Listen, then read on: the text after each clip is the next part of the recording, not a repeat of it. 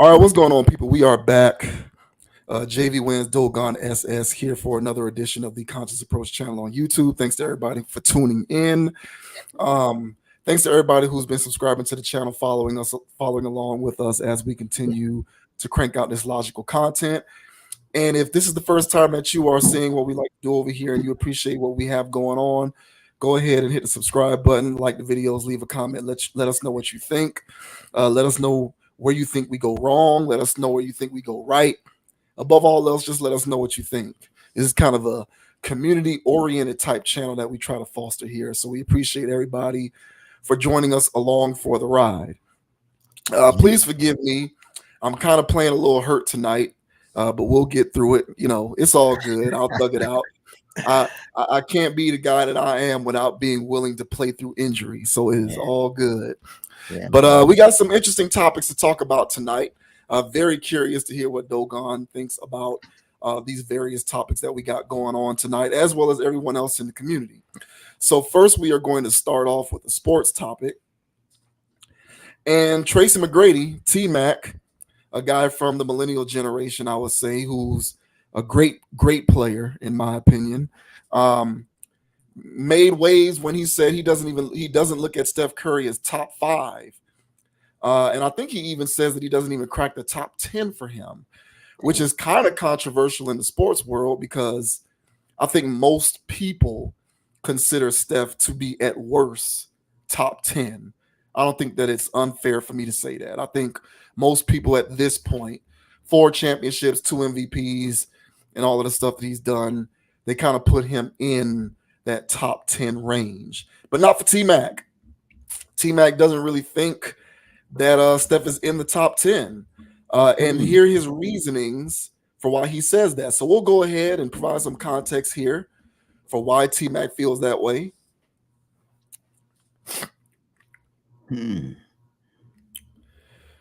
So this is an article excerpt from Yahoo from an interview that T-Mac did on a podcast in which he says that, you know, Steph is not a top 10 guy and he's definitely not a top 5 guy. So why Steph isn't a top 10 NBA player of all time per T-Mac? Why Steph isn't a top 10 NBA player of all time per T-Mac originally appeared on NBC Sports Bay Area. Steph Curry, again, was subject to slander. That's a bit harsh. From a retired NBA player. It's a day that ends in Y, after all. The latest culprit in Naismith Basketball Hall of Famer Tracy McGrady. The 45-year-old left the superstar Warriors guard off his top 10 NBA players of all time list. And he had interesting reasoning for doing so. Here's what McGrady said on Sunday in a video he posted on X. He hasn't cracked my top 10 yet. He just hasn't, McGrady said on Sunday. I think Steph has had a phenomenal career. Obviously, 4 championships, 2 league MVPs, and he has a finals MVP. But if you go back in his career and look at when Draymond is out of the lineup for the season and when Klay Thompson is out for the season or half the season, to me, if you're that great, if you're going to be a top 5 player and one of your guys is missing and you can't make the playoffs, I can't put you in my top 5 or top 10. I just can't. McGrady didn't share his all-time top 10 list in the video. He did, though, list some of Curry's remarkable feats, yet the 7-time NBA All-Star seemed unimpressed.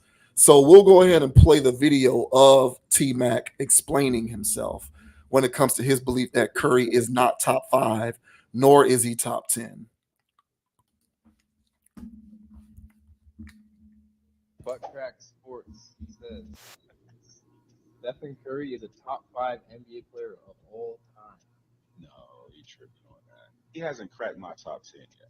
He just hasn't. I think Steph has had a phenomenal career. I mean, obviously, 4 championships, 2 league MVPs. He has a final MVP. But if you go back in his career, and if you look at when Draymond is out of the lineup for the season, if you look at Klay Thompson has missed the season or half of that season, to me, if you're that great, if you're going to be a top 5, and one of your guys are missing, you can't make the playoffs, I can't put you in the top 5 or top 10.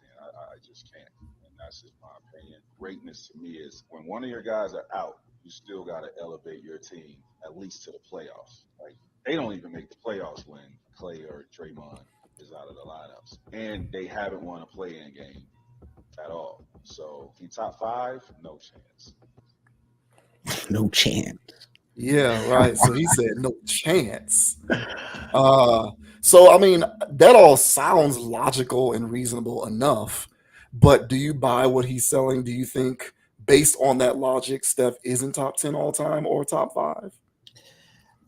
Yeah, that's legitimate enough. I wouldn't have went in that angle. I really don't do that. Too much of this greatest player of all time list type of thing has too much to deal with being a superhero. Now that is appropriate whenever Clay and or Dre were out, it was a problem, but um yeah, I can't really do that. One could like hindsight and say Jordan never really dealt with any major sustainable injuries to his teammates in one particular Scottie Pippen and or Dennis Rodman. So you can't really fairly make that comparison. Also, Steph plays in the highly competitive West, where he could have snuck in the playoffs in the East if he played in there. Like LeBron did many times as far as running the East. So I can't really per se go off that logic so much. Me personally, I don't have him in my top 10 due to the fact that, well, it's just 10 players better than him. And it's the same logic that I do anytime anybody wants to do any one of these type of lists. And I can probably, if you want to classify him as a point guard, or we're just doing 10 people positionless, either way, I got 10 people that's better than him. If there's on a point guard list, I got at least 4, 5, 6 people ahead. I don't really have the list, but I can tell you who I would choose over Steph. So now that's not to take anything away from him. There's just been a lot of excellent basketball players. And for one, Steph, if anybody wants to take time to watch his highlights and stuff, you'll be enamored, much like myself. The guy's a phenomenon. So is he in my top 20? Yes. Is he in my top 10? I got to really think about that and crunch some numbers. But top 5, no way, like Tracy McGrady says. Like top 5, bro, like once you start naming names like, Kareem and Wilt and Michael and, if you want to throw Kobe in there, and the list is already tight. Shaq, this is already tight. That's 5 already. So I'm not going to put him over those dudes. I'm sorry. If I'm starting a franchise from scratch and I got prime Shaq, I'm taking Shaq, dude. I don't care if it's prime Steph, because even in prime Steph's heyday, when he was able to hit all these threes, and I guess this is what T-Mac was alluding to, you weren't really afraid of him by himself. So if they want to use this criteria itself, it wasn't so much that. My criteria is, how good are you as? And I think for Steph, his shooting, as spectacular as it is, it doesn't make up for his lack of defense. It doesn't make up for his lack of being a true point guard as far as like facilitating. Now, that doesn't take away his passing and his selflessness, which I really enjoy. But overall, as a package, I don't think he can hold his own amongst others who had a more complete game. But nevertheless, I still love Steph. And if there was like a team that I wanted to build or stuff like that, he's the type of guy that I would want. There's guys that are on the top 25, top 50 list that I wouldn't even want near my facility. So there's no taking away from Steph. I love him as a basketball player, and a guy. He's a cool dude. As far as T-Mac, I agree with him here, but just off different principles, I would say. But what are your thoughts, man? Do you have Steph in your top 5? No, I'm sorry, at least top 10, maybe 15. What are your thoughts? I agree with the overall premise that he's not top 5 or top 10, but like you, I look at it for different reasons, because that's a good point that you brought up. I'm pretty familiar with the trajectory of Jordan's career, and throughout their run with their 2 3-peats, they never had to deal with sustained season-ending injuries to key players on the rosters. So that's a very good point. Yet Jordan is still heralded. So that's actually a good point. what makes these conversations goofy sometimes is the criteria. Mm-hmm. Depending on who you're talking to, the criteria changes. So you have a lot of people who will formulate these types of ridiculous arbitrary lists based off of like non-basketball stuff, things like impact and influence, you know. And if you want to bring up influence over the game as a factor, I might be willing to entertain the idea that he's top 10. Mm. Because there's no denying his overall impact. I mean, it is true. Like, I'm not really one to engage in hyperbole or to ride along with a particular wave or media narrative, but I do agree that there was a way that the NBA game was played pre-Steph that is different than the way it's played post-Steph. Like, he kind of really did usher in this playing from the 3-point line out on both ends of the floor. Like, he was the reason that people started playing like that. Steph was the reason that if it's a 3-on-1 or 3-on-2 fast break, guys aren't going, guys aren't, headed towards the hoop for the easy dunk or the easy layup. Rather, they're fanning out to the 3-point line so that they can shoot a three, even though no metric suggests that that's a higher percentage shot than getting a dunk or a layup, especially in a fast break situation when you have a clear path to the basket, as long as you know how to pass the ball right. So I do think in terms of impact, you can argue that he's top 10, but impact to me does not get you in the top 5. At best, it gets you in the top 10. And that's only if you value impact as a measurable for how you evaluate these things. Me personally, I don't really value impact all that highly. I'm looking more at career achievement and game. And if I look at career achievement and game, I don't have him in the top 10. He's probably top 15, but I don't have him in the top 10. And for me, it's actually quite simple. Like, the way I look at Steph, like, let's not engage in revisionist history. Prior to when the Warriors won the 2022 NBA Finals, Steph did not really play all that well in the finals. Like, if you go back and look at the numbers, and if you go back and watch the games, he wasn't really the most impactful player on the Warriors in the 3 championships that they won before 2022 when they beat the Celtics. Agreed. It was KD in the 2 years that they had KD there. And then in 15 when they won, it was a collective effort when Steph and Clay and Draymond were all in their prime, and they had a bunch of guys coming off the bench, Sean Livingston, Leandro Barbosa, and people like this. So they had a really deep roster full of high IQ guys who could all shoot, led by Curry, who's the greatest shooter ever. But in the finals, it's not like he was blowing people out of the water. He kind of had a mediocre finals resume leading up to 2022. And it's not all about the finals, but the ultimate goal is win the championship, so you have to factor that into it. And the way I see it is, you can't be a top 10 player all time if you can physically take a guy out of the game. And with the exception of 2022, because the Celtics play bad basketball and they play terrible team defense. They play good individual defense, but they play terrible team defense. So they didn't really expose Steph Curry for his physical limitations.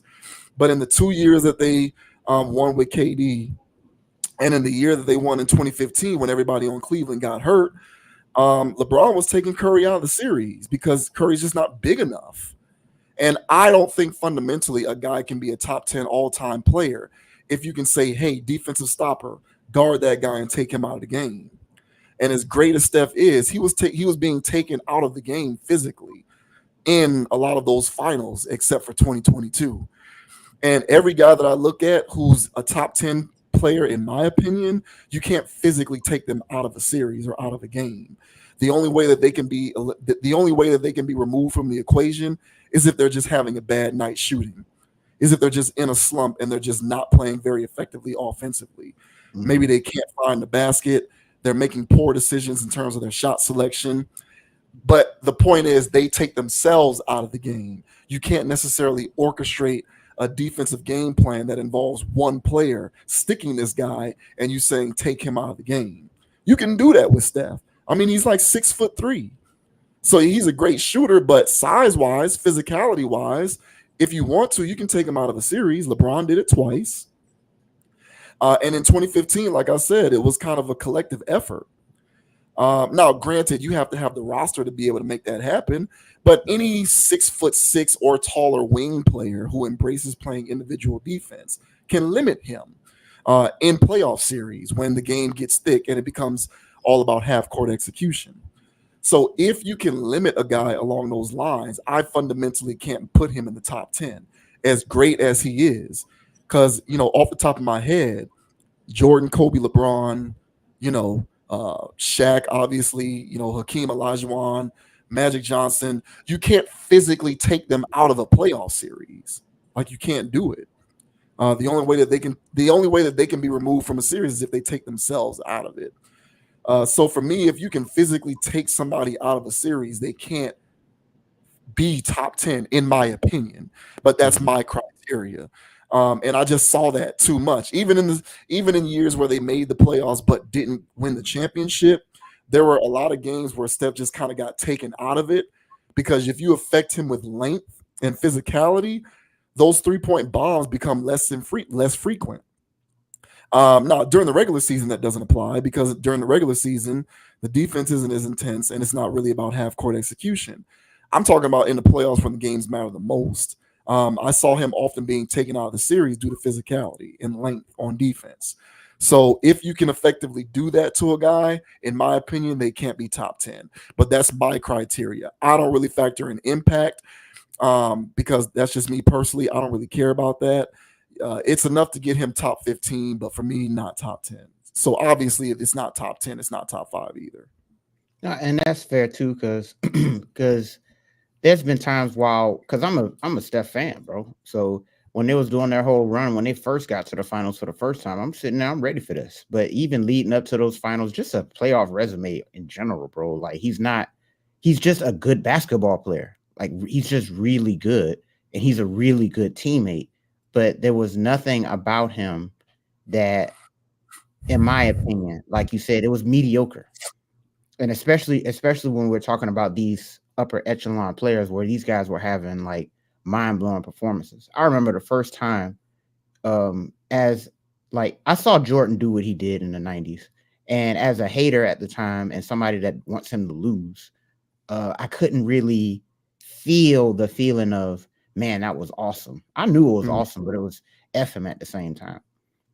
When we got Wade, and he would go through these stretches in like the fourth quarter or second half of a game where he's just literally unstoppable. It's like he normally misses that, but he's not missing that right now. And then I'll get this feeling of, oh my God, this is amazing. And so as a Steph fan, I'm waiting for that moment of, man, this guy's just tiers above everything. And he always was just muddling around, in my opinion. He would have a spike performance here, a spike performance there, but not even nothing. And I'm being real, bro. Not even anything to the caliber of what Jalen Brunson's doing. And so my thing is I was waiting for those type of performances where this guy is completely unguardable. But as you said, due to whatever you want to say, physicality or what have you, when he got pressed in these moments, his superpower seemed to have went away. So the reason why I like Steph so much is because I think he embodies what I think basketball players should be: is selfless, passing the ball, running around. I think he plays basketball the right way, especially for his frame, because nobody else really makes it like that or reach that echelon like that without being extraordinary to some degree. So with all of those things, I give him all of those credits. And that's why he's up there in 15, 20-ish, 10-ish range. But to put him in 5 is, like I said, once you start naming a few dudes, you start to see how tight that window is. And it's like, look, I'm sorry, I'm taking Kareem. Well, you want me not to take Wilt Chamberlain? And it's like, well, he's the greatest shooter. He changed the game. Yeah, and that impact thing, I'm glad you addressed that impact thing, because I don't even know where that came in. That's like album sales when it comes to rappers. And so it's they like do it. They do it with Iverson too. Like, that whole impact thing. Like, and this is a media thing, but Steph's not the only one to whom such a thing applies. They do it to Iverson, where they will inflate Iverson's perceived value in terms of where he is all time based upon his cultural impact. So, how he dressed and his tattoos and his hairstyle. So, I just don't factor that impact stuff. Personally, I just don't care as much about it. I don't either. Because if we're playing pickup, I don't care about the best dressed guy out there. I don't care about that. And this is coming from a top tier Iverson fan, by the way. So, as far as like favorite players, Iverson is my favorite player. Now that's not the best. He's my favorite. So I can sit down and I can watch Iverson highlights all the time. And I remember in high school, man, it was you were team Kobe and I'm team Iverson. And I'm doing the same thing where I'm like, yo, whatever with Kobe, man, not appreciating it, whatever with this dude, man. Iverson's the wave. And there was too many times as me, especially growing up and appreciating the game of basketball more, knowing the game of basketball more, I saw where Iverson wasn't really a good team basketball player. And so in result, and the interviews came out later where he said, hey, man, he was in that MJ mode. He thought that that's what he had to be. He thought that he had to be the top scorer, top shot taker, all that good. So he tried to fit into that role. And that's not even really a sustainable thing. Jordan was the first person to be doing that in the first place. So Iverson fell into that little bucket. And with that came bad habits, in my opinion. So I would see him play, get to these high levels, and he couldn't cross over because, well, to me, he wasn't a good team basketball player. And the one thing that Steph does is he's an excellent, and that's a high criteria for me. You need to be a good teammate. And Steph is that, in my opinion. He's a good teammate, but he also struggles with components of leadership. And he's more of a millennial leader in the sense of, hey, man, everything's all good. Follow my example, guys. And it's just like those types of things is why I believe he had his moments of not reaching certain peak levels because he could have had more going on in his career. So overall, I'm not taking anything away from this man. I just think that people should appreciate the previous generations a little bit more before they start throwing Steph in there. Younger people, I can completely understand. If I was younger, I would do it. But me, even as a top tier Iverson fan, and I love the dude, I can't even see myself putting him in the top 10. Now, as far as my favorite player, he's number one. But as far as like if I'm building a team, Iverson might not be near my facility. and I'm just keeping it 100, man. The only way he'll be in there is if I just bury him amongst other great teammates. And then he can just learn by proxy. But if we're just taking what their mentality was, how they actually played on the court, I don't know if Iverson could have shared the court with a Kobe is my problem with that. But I know Steph Curry could. So, hey, man, I trust T-Mac on this one, and I'm with him. Not top 10, man. And 15, man, not 15, 11 through 20 gets murky. So, catch me on the back end with that one. Well, Well, yeah, there's no slouch in being, there have been hundreds of thousands of NBA players. So there's no slouch right. in being top 15 or top 20. It's all good. That's still a very short list. But yeah, I mean, when you go in the top 10, you almost have to have what I perceive to be like no holes. So like there can't be a particular thing that an opposing team in the postseason can pinpoint as a glaring weakness to take you out of a game in a series. That is what top 10 is reserved for. You couldn't just take Shaq out of a game in his prime. Too big, too fat, too strong, too big, too powerful. You couldn't do it. Same thing with the rest of these elite top 10 players. There really was no hole. I mean, like Magic Johnson was not necessarily considered to be a great shooter, but when it came down to it in playoff games, when it mattered most in high leverage moments, suddenly, as you said, he was making jumpers. Right. Ugly form and all. Yep. You just can't be able to take somebody out of it. And yeah, I mean, basketball discriminates against height and physicality. It just is what it is. The rim is 10 feet tall. The taller you are, and the more skilled you are, given your height, is going to determine to some degree how effective you can be as an individual player. And as great and skilled and as skilled as Steph is, there are some physical aspects of defensive basketball that you can apply to him, given his size, that can allow you to limit his effectiveness. if you have the personnel to do so. And I don't think you can put somebody in the top 10 if you can just outright limit them that way. I remember when the Portland Trailblazers, way back in the year 2000, were playing the Lakers in the Western Conference Finals. And they tried to say that Ruben Patterson was the Kobe stopper. And Ruben Patterson was a bigger dude. He's like, what, 6'7", 6'8", something like this. He was a bigger guy. Mhm. Kobe's like 6'6". Kobe was dropping 40 on him. And it's like, you can't just stop those guys like that. It's not possible. Like, Right. the only way that you can really stop them is if they're having a bad night and they stop themselves. But there's no stopper. As much as I don't like LeBron, anytime that they try to say, hey, you're the LeBron guy, LeBron was like, whatever, I'm going to beat you. Like, LeBron did his thing. He still got his 38-8 in those games, regardless of whether you thought you had somebody on the roster who could slow that down. And it's the same way with everybody else that I put in the top 10. So for me, along those lines, I can't see that when it comes to Steph. It just is what it is. But like I said, there's no slouch against being someone who's top 15 or top 20. And, to be honest, these are just goofy media narratives. Of course. Where they throw in things like impact and the way the game is played today. Steph gets put into this top 10 range because NBA basketball today is played from the 3-point line and out. So because he is the most proficient at that ever, he's put into that category because of the way the game is played. But in a vacuum, when we're talking holistically about playing basketball, if you can limit somebody, it doesn't matter the way the game is played and what their impact is. I don't see how somebody can be top 10 when you can just take them out of a game in a playoff series. So that's kind of my 2 cents on it. I'm willing to go so far as to say top 15, and that's the threshold for me when it comes to, including impact. And of course, with his career achievement, hard to argue. 4 championships is 4 championships. 2 MVPs is 2 MVPs. Most threes that he ever, most threes made ever, all that good stuff is fine. But, when the rubber meets the road and it's the high leverage moments in the playoffs, you also have to be infallible there in order to be top 10.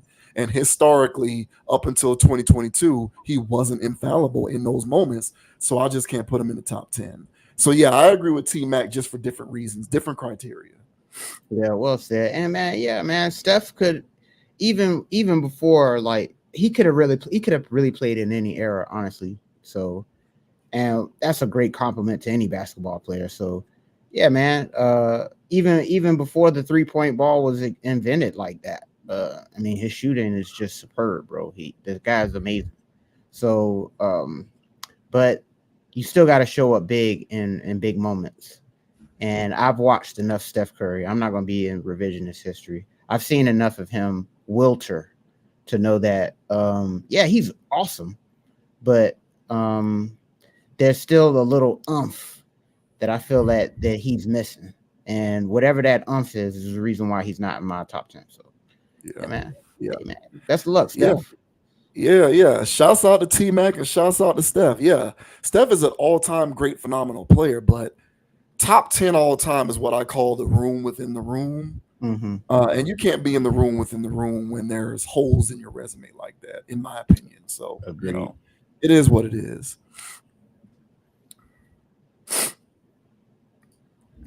So, man. All right. And so now we are on to the biggest, most hot button sports talk issue today. Back with more Caitlin Clark WNBA conversation. This has been the most talked about subject when it comes to sports over the last 2 days. For anyone who does not know, what was the girl's name? Kennedy. What's her last name? Carter. I think her name is Kennedy Carter, the girl who cheap shot at Caitlin Clark. So Kennedy Carter is a player for the Chicago Sky. She cheap shot at Caitlin Clark while the ball was not inbounded. Caitlin Clark fell to the floor. I think Caitlin Clark was flopping, but flopping is a part of basketball. They all do it. No, she was flopping. So, Kennedy Carter cheap shot at Caitlin Clark to the ground, The foul call was subsequently upgraded to a flagrant one as a non-basketball play, but it's gotten everybody talking about all kinds of stuff. WNBA players are jealous of Caitlin Clark. It was a cheap shot. The WNBA needs to do more to protect Caitlin Clark. All of this stuff that they're talking about on these shows. One of the more standout conversations that took place with respect to this issue was during First Take on Monday, June the 3rd, when when Monica McNutt, Stephen A. Smith, and Shannon Sharp were talking about this. And Monica McNutt called Stephen A. Smith out for what she said was his lack of a resume when it comes to how often the WNBA is discussed as a topic on his show. And I guess the overall, because eventually what they did was they went from talking about the issue, the foul, the cheap shot, protecting Caitlin Clark. They went from talking about that to talking about overall coverage of the WNBA and how that factors into the conversation. And Stephen A. Smith was trying to suggest that he has this record for being First Take being the show that talks about the WNBA the most. And Monica McNutt was like, hold up. You could have been doing this a lot more. I don't know exactly what it is that you're talking about. So it kind of went viral because, it was looked at as Monica McNutt sort of chin checking Stephen A. Smith. So we'll go ahead and provide a little context before we get into how we feel about this whole situation. So this says Monica McNutt leaves Stephen A. Smith speechless in Caitlin Clark debate with criticism of his WNBA coverage. Monday's opening segment of ESPN's First Take opened with a 40-minute discussion about the continuing fallout over a controversial flagrant foul committed by Chicago Sky guard Kennedy Carter on Indiana Fever guard Caitlin Clark.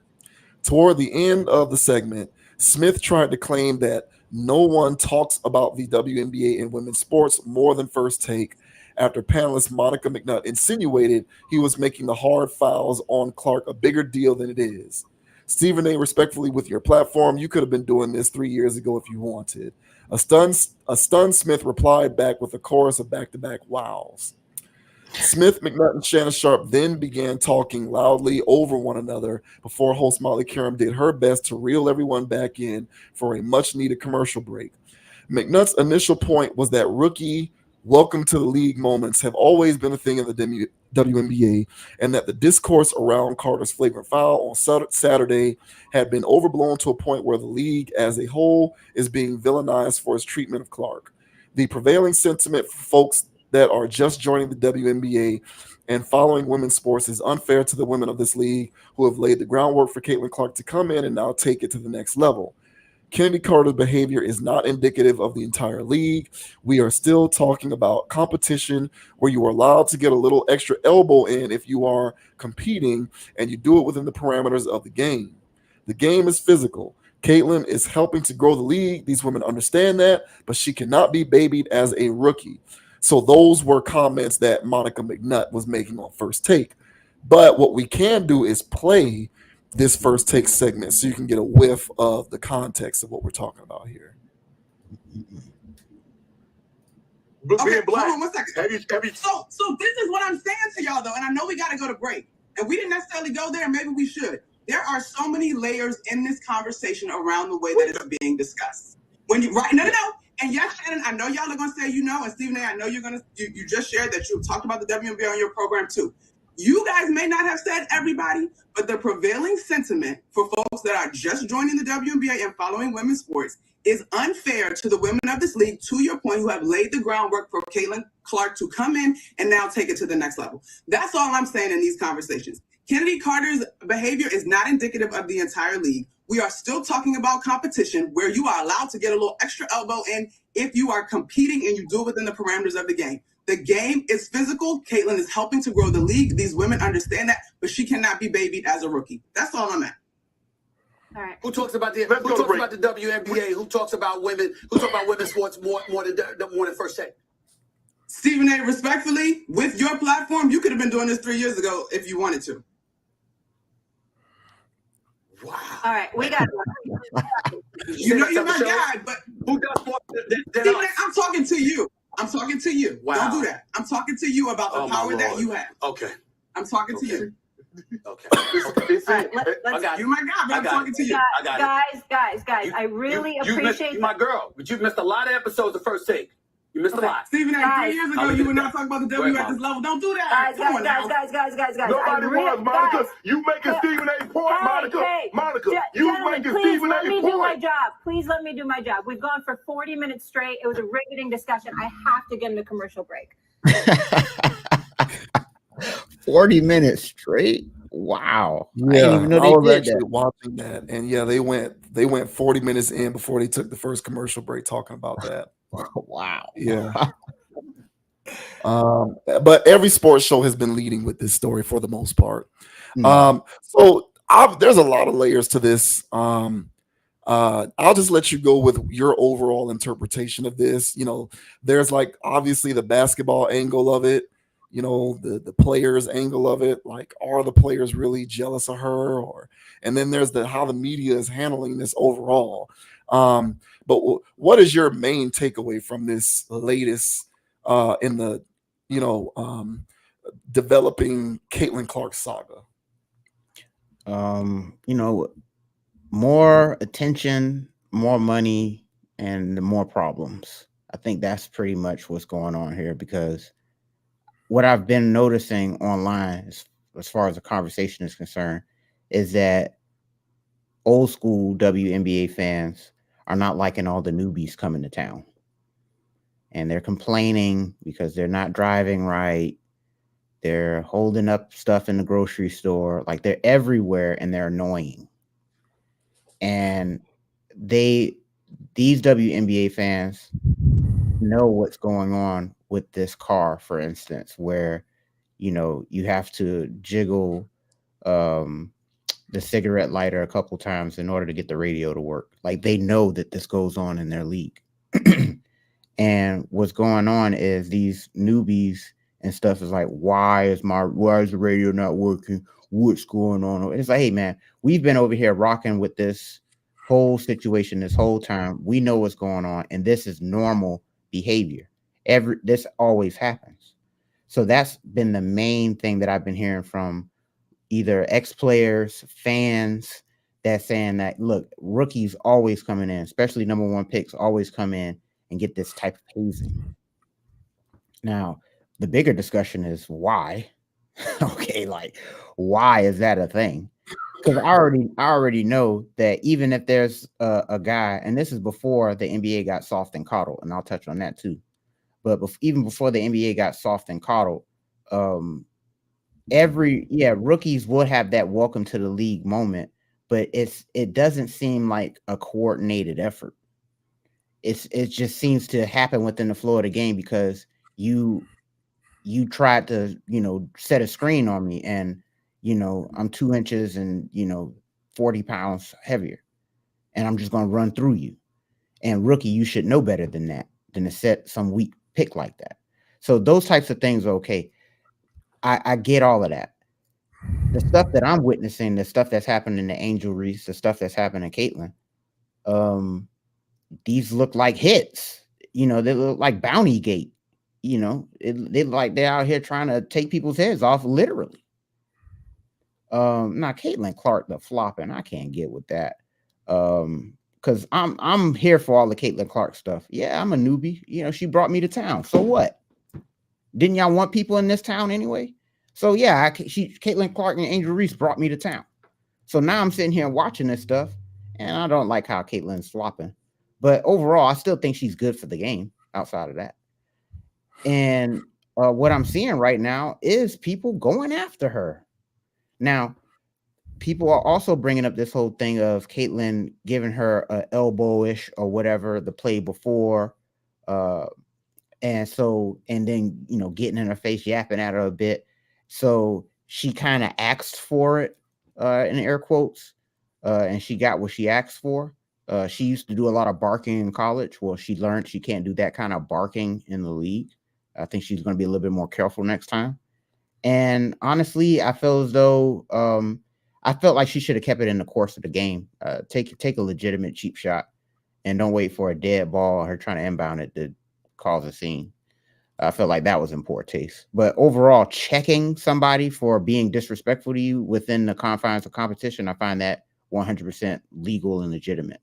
So overall, the discussion, it seemed to have gotten nuanced just because I wasn't privy to this whole, because I heard that Candace Parker used to get it, and amongst others, where they're the new girl on the block, and here comes all the extra stuff.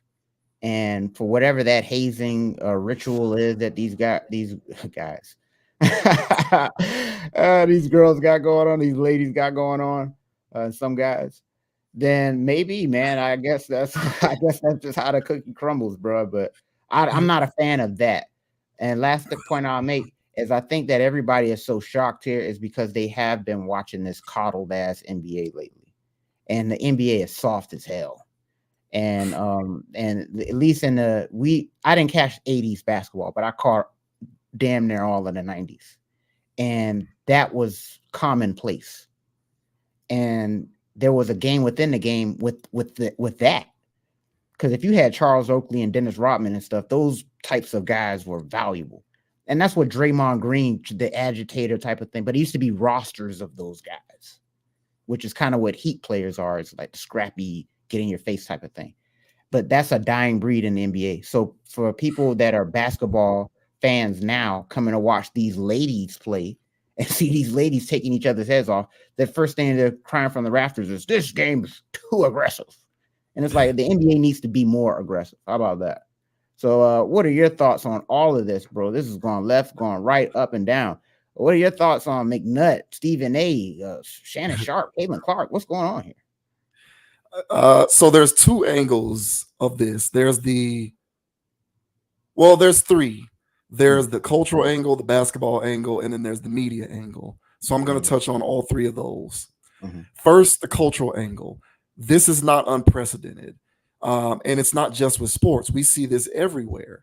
Like, for example, and my overarching point with the cultural angle is whenever you have a community of people who have been fans of something, and then there's this cultural phenomenon which takes place, which causes casuals to come in and start liking it too, there's always this contentious relationship between the hardcore people who've been paying attention for a long time and the people who have just shown up to the party recently.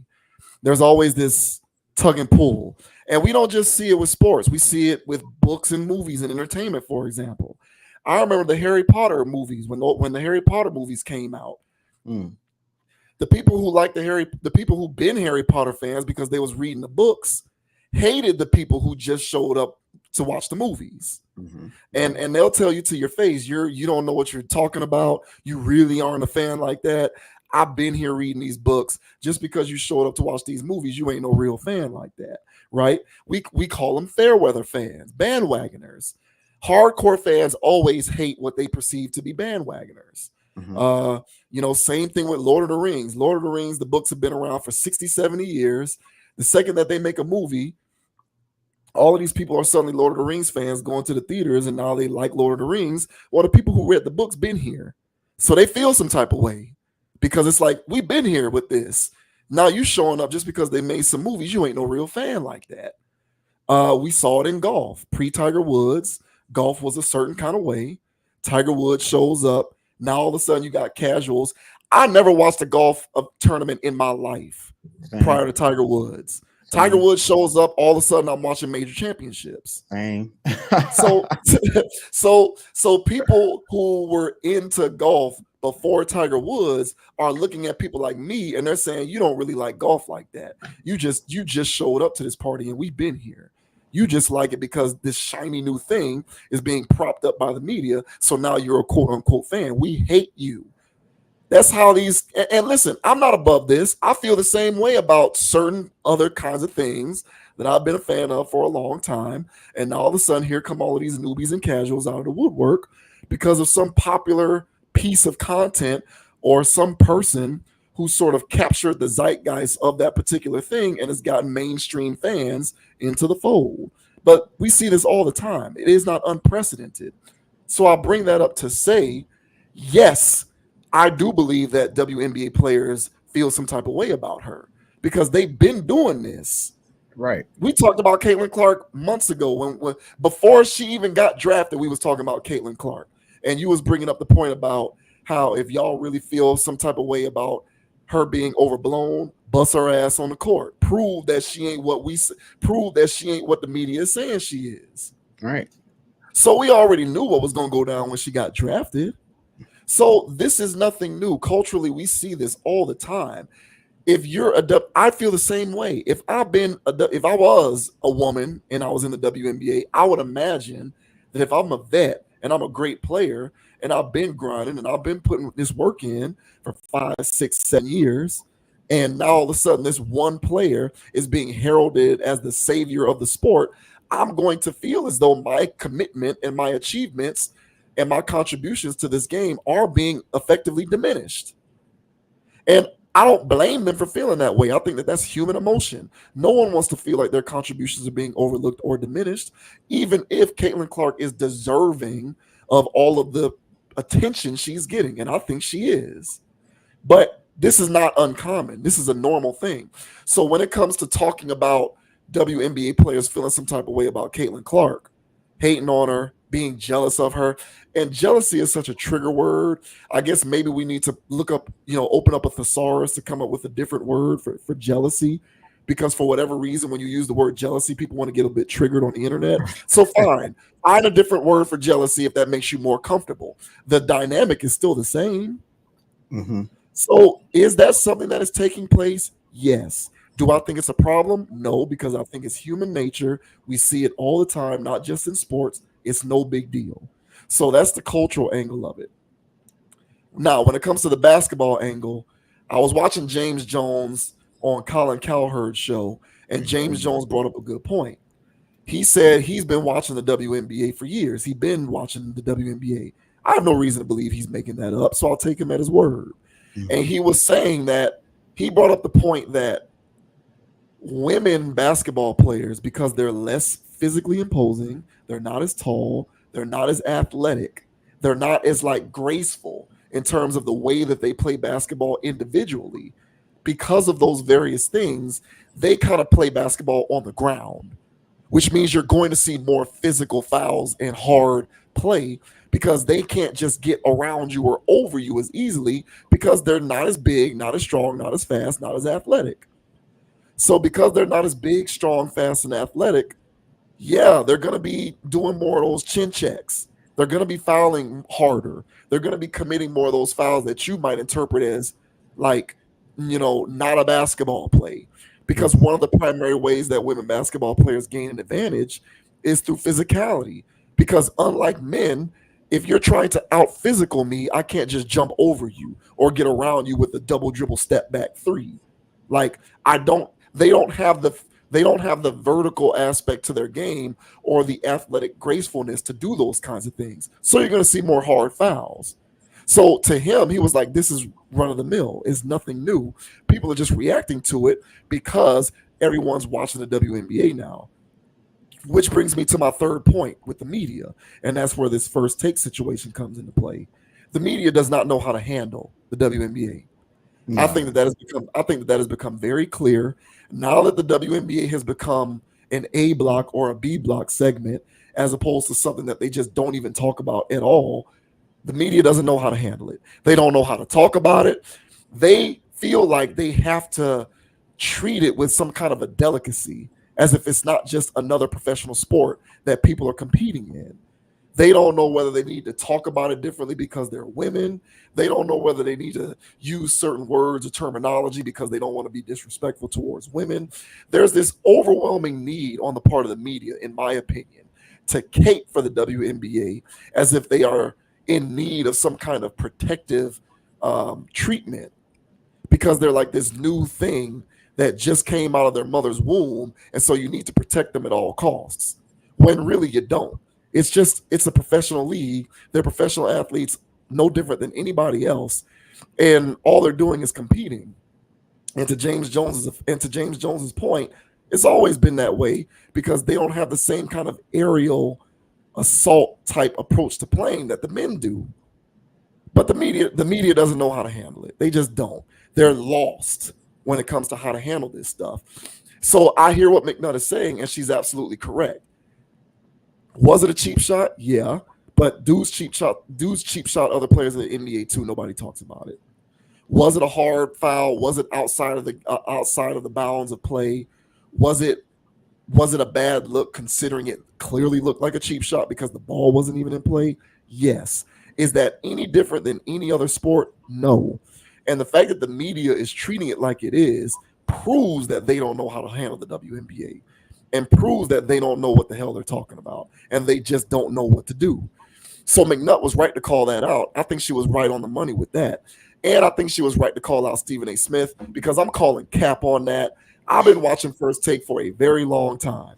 And it's the last thing I'll say. I've been watching First Take for a long time. I've been watching First Take since it was a segment called First and 10 during a show called Cold Pizza, which is what First Take used to be. Way back in 2004, that show started off as a sports variety show on ESPN2 called Cold Pizza. It was like Good Morning America. It was like the Good Morning America version of sports.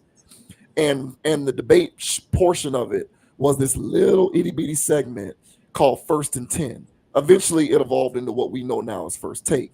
My point is, I've been watching this show for a very long time. Stephen A. Smith is trying to have his cake and eat it too. They have not been talking about the WNBA like that. That is factual on Monica McNutt's part. That is a lie. And I don't like how Stephen A. Smith does that, trying to make himself seem all virtuous, like, oh, who talks about the WNBA more than First Take? Not y'all, because y'all ain't been talking about it either. So I don't want to hear that BS. I watch this show every day. Y'all ain't been talking about the show like that. Y'all are just like all of the rest of these shows that didn't get introduced to this thing prior to Caitlin Clark in college, and now that it's a new phenomenon, excuse me, you don't know how to handle it. You don't know how to handle it.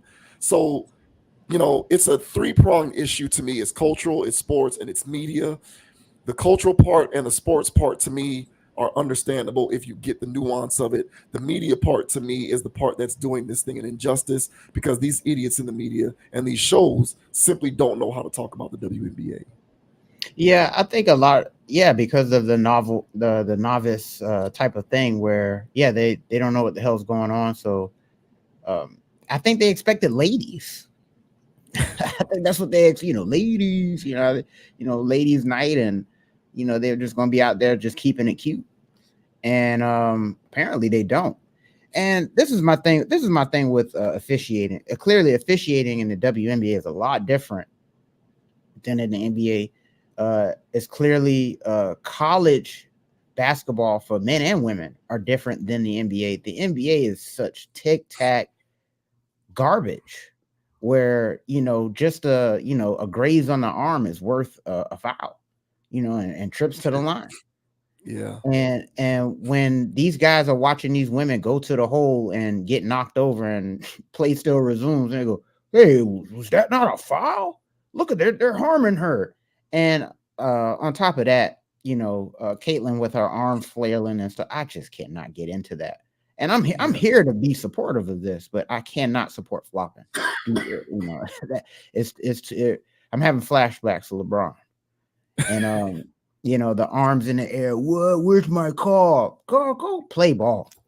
Clearly, everybody else is playing. They running down the court. Why are you throwing up your arms? So get that out of your system and play ball. Yeah. But what I witnessed is that it's a tougher brand of basketball, which I was surprised to see, honestly. And much like most people, but instead of being just surprised, like, oh, this is just how they call it, people are being, getting into bags of other things. Like you said, the jealousy word, people getting triggered by that. We're dealing with estrogen here. And so with that, you're going to get gaslit and other things where they're going to try to mislead you. And that's not what it is. And it has to be. If y'all do this every year, there must be something to that. Like, I don't know why you're targeting, especially let me show her why. But honestly, this would be no different than girls and girls groups. And this is the problem. This is the part where when you start to talk about it like this, because you can clearly see it on the basketball court, people want to, then the women are going, no, that's not what it is. No, that's exactly what we're looking at. This is like Mean Girls, but the professional basketball version of it. And there is a target on that girl's head. There's a target on Angel Reese's head too. And I guess any other rookie, which is weird to me. I get rookie hazing because they do it in the NFL. There are welcome to the league moments, but it's not this. And so, but this is what you get, though, apparently, when women play professional sports. So when men are playing a professional sport, and they're just being men and doing men things, I think what the referees are doing is they're coming up with all these rules because of how violent things could get, and how, you know, especially like in the NFL or whatever, like they're changing rules, like people can't even tackle the same. So in the NBA, there's also this thing where, you know, commercial, like it's very commercial now. So they can't have all this aggression on the court. There was nothing, nobody was watching the WNBA. And now that we have all these novices coming to watch it, then it's going to be corporate. And then those NBA files are going to start transitioning over to the WNBA now. You know, because there's so many eyes, we can't afford all these hooligans on the court, is what they're going to start saying. This hooligan mentality. So it's going to take a little while. These women are in the league now. They're already bred that they going, but this Angel Reese going forward stuff, they're going to try to commission this type of behavior out, because they do like all the attention, but they don't like this kind of it. They don't like violent attention. They want commercial success or whatever. So I think that, but just to tap back into the Mean Girls thing, I think this is just what happens when you see women interact with each other. And then this is how they assert dominance, and this is how they do things. And yeah, they target the whatever girl, and then it's clicked up. Yeah, so it's wild business. And so when everybody's watching it and then commenting on that, they're like, this is what we always do. But I think the overarching thing is, with people that are watching this with fresh eyes, who are objective to this, I'm not going to sit here and justify that brand of jealousy. But I understand that brand of whatever we want to call this thing, y'all can contextualize it all you want. But this cloud that's floating around, that's attacking these girls from Candace Parker to now, whatever this cloud is, this is obvious to new people. Mm-hmm. So y'all can say that this is, oh, we've always done this. Well, why? And then this is getting into the nature of a woman thing with sports, and which is a conversation people really never really had to have, because people really never really watch this brand of competition with women. And any other time we watch women, it's volleyball, it's softball, it's something that's not like really contact like this. And so for watching women that are in contact sports with teams that can click up and do all this other stuff, and yeah, we're witnessing it. So I think it's just, this is their brand of how they play and compete, and get with it or get left. I would rather them keep doing this, though, as crazy as that sounds. I would rather them keep playing and doing all of this instead of coddled, soft ass NBA. The NBA is whack, bro. when it comes to this, bro, the NBA is soft as hell, and I'm over that. So hopefully the NBA is taking notes and let the guys play a little bit more. But I agree, and just to touch on the McNutt thing, of course I agree. They weren't talking about this. And for Stephen A to sit there and act as if he was is egregious. That wow, that was you're fired. Yeah. You're fired. Wow, I can't believe you called me out. You're done. So it's just like, oh man, hey McNutt, man, hey, you always got a spot here at the Conscious Approach, man. Once we cover these Caitlin Clark and Angel Reese topics, amongst others. Because I'm starting to see, hey, and last thing I say, I'm starting to see there's some ballers out there, and some of them women are tough. Like they're like tanks. I said, golly, what the hell's going on here? I can't remember their names. I be prize picking, and oh yeah, man, and I slapped one week, bro. I got my 6 out of 6. Come holler at me. I put all unders, bro, and I crushed that bit. Got like what 200 out that thing. So. Shouts out to Prize Picks and WNBA, man. But overall, I'm loving the attention for the ladies. I hope they just handle this gracefully and stop attacking all those newcomers in town. Handle us with care before we run away again. I say that. Yeah, I hear all that, and I think that fans, both the new people as well as the hardcore people who have been there, they'll be able to adjust and adapt, and they'll get over the shock value, if there is any shock value, of how the game looks very fast. It's the media that's going to need to undergo some kind of a training on how to be able to talk about this stuff. Because right now, I think it's become flagrantly obvious that the media does not know how to talk about the WNBA. They just don't know how to do it. They don't know, just talk about it like any other sport, because at the end of the day, it's just sports. It's another professional league. But they just don't know whether they need to be sensitive towards it because they're women. They don't know whether they got to coddle it because it's a new thing. Like they're so confused. And you got all of these posers in the media trying to make it seem as though they've been these champions for the WNBA for years when they haven't been. Right now, it's just kind of a mess.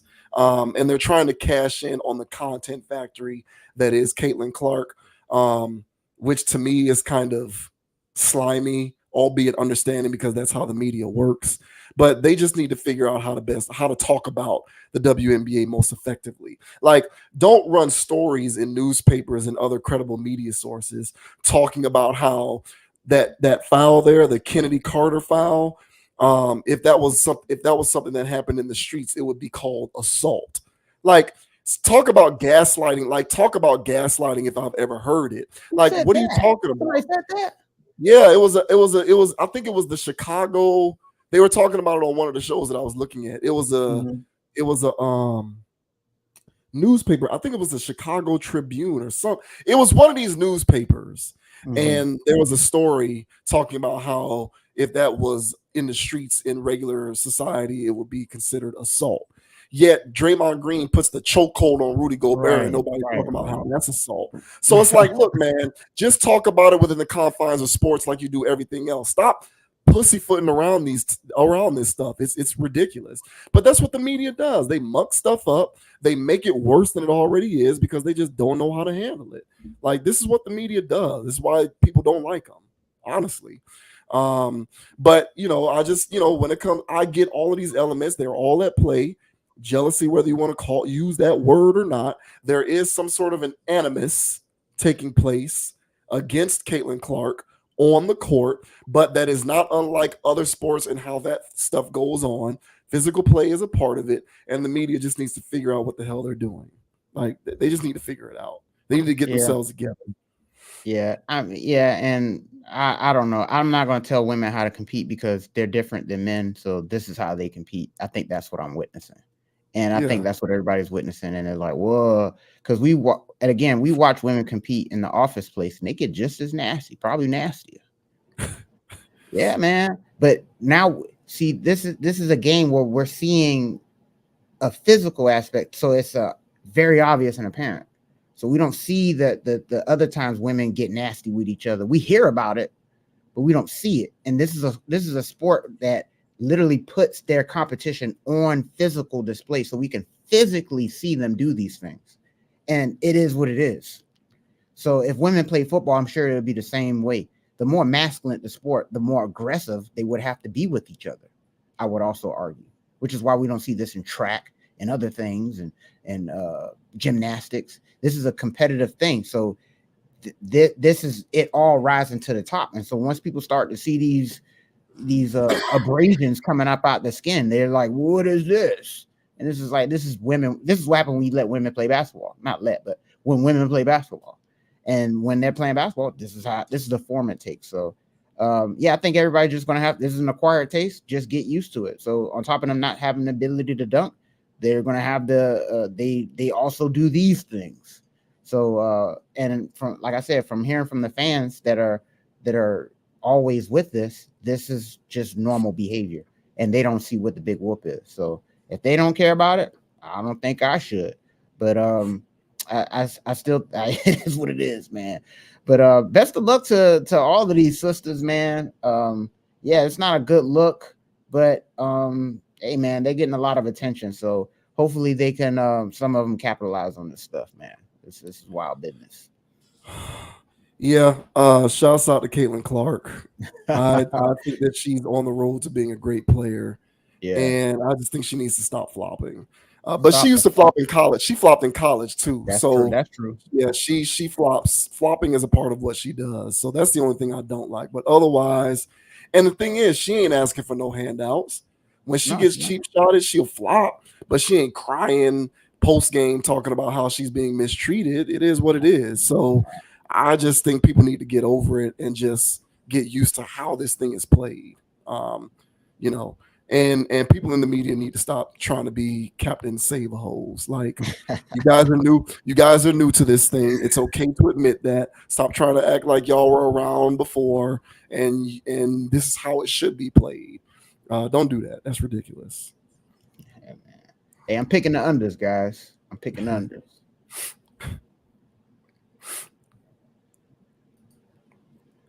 Next up, we are going to talk about comments made by Jerry Seinfeld, who is wants masculinity to make a mighty return. Jerry Seinfeld obviously comes from a previous generation, and he made comments recently talking about how he misses what he calls dominant masculinity. And if anyone knows anything about how the internet works these days, there are certain words that you cannot use in a celebratory sense and get in the good graces of the internet. Is one of those words. So this article here from Huffington Post says Jerry Seinfeld says he misses dominant masculinity and people aren't laughing. Jerry Seinfeld said on a podcast this week that he likes a real man and misses dominant masculinity, angering a considerable part of the online population. Nothing says frail male ego like talking about dominant masculinity this way, one woman wrote on X, formerly Twitter. The comedian was discussing the heavy nostalgia of his 1960s set Pop-Tart comedy, Unfrosted, when he joked about always wanting to be a real man but falling short. He then appeared to delve into more serious territory. I really thought when I was in that era again, it was JFK, it was Muhammad Ali, it was Sean Connery, Howard Cosell. You can go all the way down there. Seinfeld told Honestly host Barry Weiss in a podcast episode released Tuesday. That's a real man. I want to be like that someday.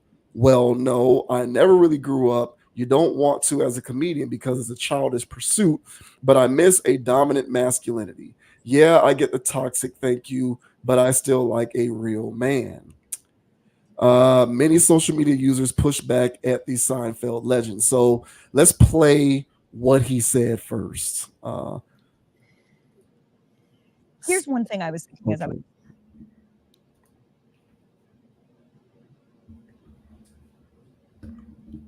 All right, so here we go.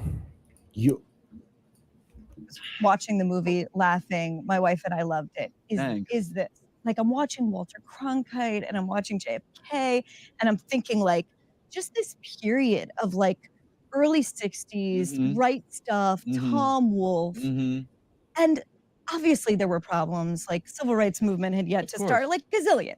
But the thing that was present at that time that I feel like isn't now is a sense of like one conversation.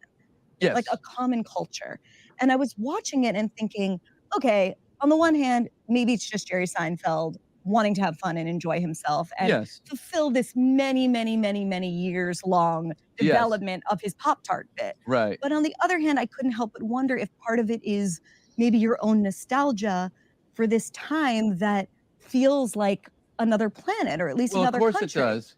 But there's another element there that I think is the key element, and that is an agreed upon hierarchy, which I think is absolutely vaporized in today's moment. Okay. And I think that is why people lean on the horn and drive in the crazy way that they drive, because we have no sense of hierarchy. And as humans, we don't really feel comfortable like that. So that is part of what I think is, if you want to talk about nostalgia, that's part of what makes that moment attractive looking back. And the other thing is, as a man, can I you say sure that? you are yeah. you? I've mean, always wanted to be. I didn't ask your pronouns before I've always wanted to be a real man. I never made it, but I really thought when I was in that era, again, it was JFK, it was Muhammad Ali, it was Sean Connery, Howard Cosell. You can go all the way down there. That's a real man. I want to be like that someday. Well, no, I never really grew up. I mean, you don't want to as a comedian because it's a childish pursuit. But I miss a dominant masculinity. Yeah, I get the toxic thing. I get it. But still, I like a real man. All right, so people didn't like that because people just don't like anything. So here are some of the reactions to what he had to say. Um, it's never lost on me that people like Jerry Seinfeld romanticizing dominant masculinity rarely even live up to their own standards of masculinity. Much like Trump, Maher, Josh Hawley, or Tucker Carlson, we need to ditch toxic masculinity and stop getting hung up on gender norms. Jerry Seinfeld is the man with dominant masculinity bully in school. Right, because when I think of dominant masculinity, I immediately think of Jerry Seinfeld. Um, I know becoming unfathomably rich gives you a practically frictionless life, which is actually not very fun in the long term. But Jesus Christ, if I was this wealthy, I would simply start collecting model horses or something. I would not become nostalgic for dominant masculinity. So those were just some of the responses to what he had to say. People are not fans of what he was talking about, wanting to, missing what he calls dominant masculinity. What do you make of his comments and what do you make of the reaction? So I can understand where Jerry's coming from when he's saying all of this stuff that he's saying. I think anybody with a pair of eyes and that's been walking around this planet for a little bit can see that men need to do a better job menning. Women need to do a better job womening. But this conversation is about men, so men need to do a better job manning. And with that being said, then there does need to be a stepping up to fulfill that. The part where it can get lost, and it clearly got lost, is the word dominant. This is a semantic discussion, in my opinion. And all of those people, at least from the Twitter comments that I saw, based on their avatars and their handle names, I can tell that they're on the liberal side of things, and they're triggered by words like dominance and domination. It is correlated with toxic, and it's also correlated with white supremacy.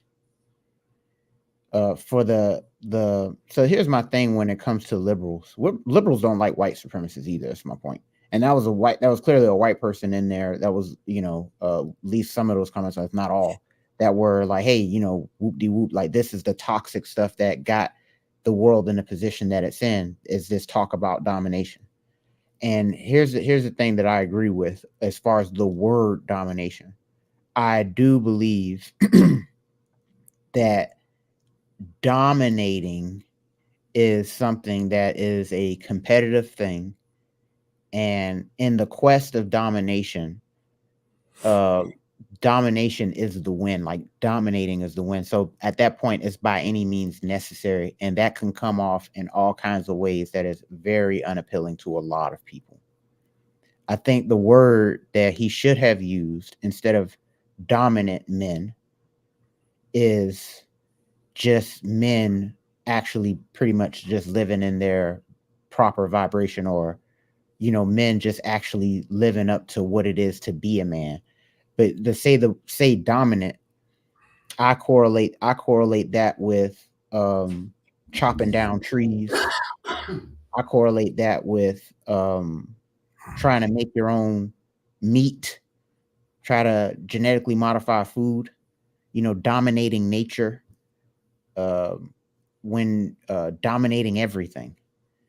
And with that quest of domination comes a byproduct of trash, in my opinion. So a man that is being on his square and handling his business has dominion. And by having dominion, that doesn't necessarily mean that you're being domineering. So I think the best course of action, the way to handle this is that say that, hey man, men should know how to be a man and step up to that plate. And even so much so that he said that, hey, he never grew up. I agree with that. I think he's a big kid. And so he never stepped into that thing that he grew up idolizing, that he saw that air quote real men were doing. So for him to even say that, which was what the commenter said, was that, these guys that are saying that they need to do X, Y, and Z, they're not even living up to it. I think if you do actually live up to that, then I think you're going to be causing a lot more harm in the world than good. So I think this is more of a conversation of like, what do you mean by dominant? But for the most part, everybody's going to take that word dominant and associate it with dictatorship, control, and not necessarily dominion, but tyrannical rule. And so I think that's where people are getting kind of lost in this. Last thing I'll say is that big fan of the Seinfeld TV show. I know a lot of those episodes, word for word, at least the jokes. So I grew up watching that a lot. And I just think that now hindsight, between Jerry Seinfeld and Larry David, the writer, I think we see who the Belichick and Tom Brady is of this relationship. And I think that Larry David is the true mastermind behind the comedy that's in Seinfeld that I found so endearing, because this stuff that Seinfeld has been doing post Seinfeld career has been laughably bad. The guy's not even he's not even remotely funny, but Larry David is still cracking me up to this day. So what are your thoughts on Sir Jerry Seinfeld saying that he missed real men and that they need to be more dominant? What are your thoughts?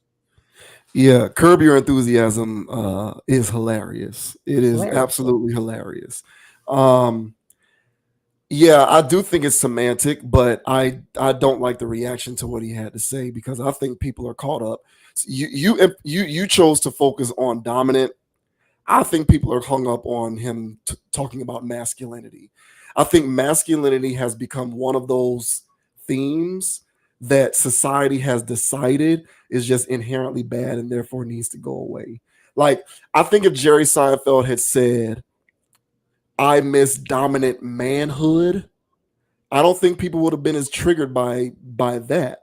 But I think he said dominant masculinity and people went off the rails.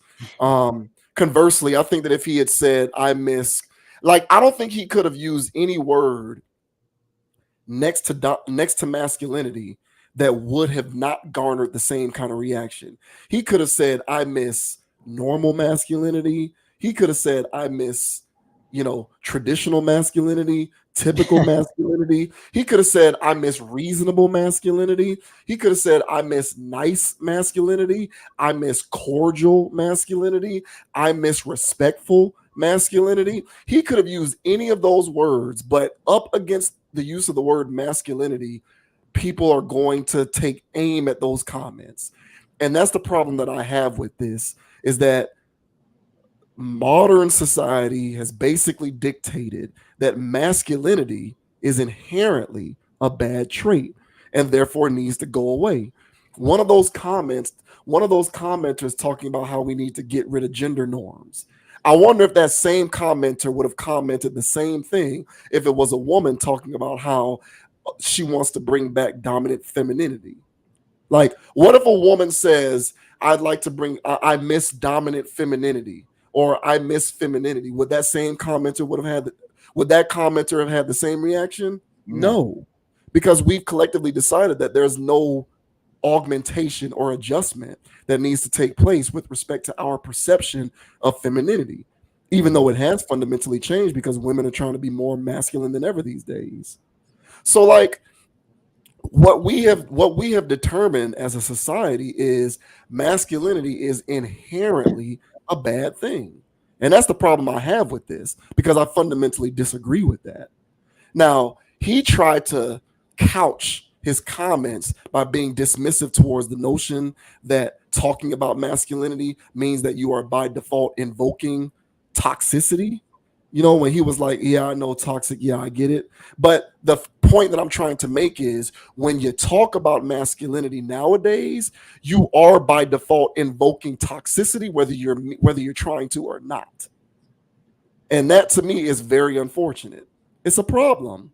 And so I don't think that, like I said, I don't think he could have used any other word juxtaposed to masculinity that would have meant that people wouldn't be coming for his neck. He could have used any other adjective to describe what he thinks is a need for masculinity to make some kind of return. And it wouldn't have mattered, because what society has basically dictated to all of us is masculinity is bad. You know, I guess historically, because of the patriarchy and the patriarchal setup, we've just sort of determined that, you know, masculinity is inherently a toxic thing. And I fundamentally disagree with that. Like, there is bad behavior and masculinity are mutually exclusive.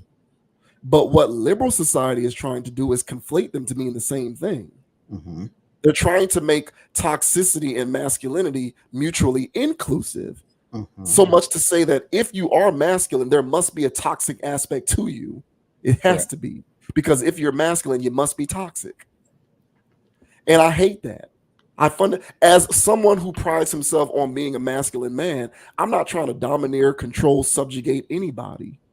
Right. I'm trying to live within my masculine energy as a human on this earth. That does not mean that I am toxic or trying to subjugate, control, domineer, run roughshod on anyone or anything. And most men in the world are reasonable and live their lives in accordance with those same things.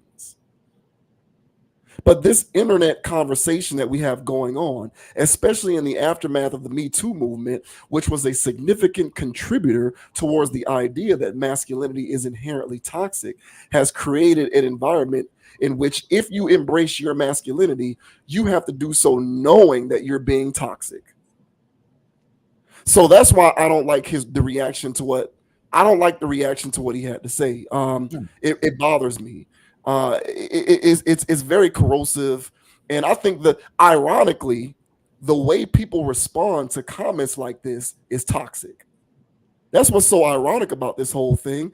You respond with such animus and aggressiveness because someone says that they admire some form of masculinity. That's toxic too.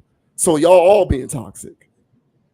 But you're not going to convince me that because I want to live in my masculine energy as a man, that I am fundamentally doing something wrong or inherently toxic. You're not going to get me to board that train. It's not going to happen. And most men in the world are reasonable. They do the same thing. They're living by those same credences. So, but I agree with you overall. It is semantic, because if he had said dominant, I believe personally that if you replace masculinity with another word, like if he would have said dominant manhood, no one would have said anything. So I don't think the point of it was domination. Now, domination paired with masculinity obviously becomes problematic to these trolls. But if he had said something other than masculinity, it wouldn't have been as big of a media storm. It only is because of the use of the word masculinity. And that's why I can't stand it. Yeah, that's fair. The word masculinity itself has been demonized by extremists. the word, I guess I harped on the word dominant because that's the model. And that's why I said it's so closely linked to what people consider white supremacy. So if you will, so there's cultural masculinity. I'll say that. Culturally, this country is not being run by Black people. What's going on here is that culturally in this country, there's a brand of masculinity. A brand of masculinity that was born through colonization, and it didn't really go anywhere. And that's still here. So the dominant society that imposed that on people are still here. Their children are still here. And they enforce those ideals on everybody that wants to come and live in the country. They put those ideals on movies, songs, video games, and ship it across the world. And this notion of a colonial mindset, it does not take a lot of things into account. One of its main components is domination. So when you have somebody like Jerry Seinfeld saying that he misses dominant masculinity. Now, also in this conversation, they were talking about a time in the 60s. And the lady that was talking to Jerry, she was like, yeah, there were still things that didn't happen, civil rights, we still had to get that figured out, Okay, well, if you ask men from the 50s, good old American men in the 50s, how life is or whatever, like after civil rights, they'll say that those new breed of men are soft. And so in that time frame where Jerry is referring to that he missed that type of masculinity, he's talking about a mindset.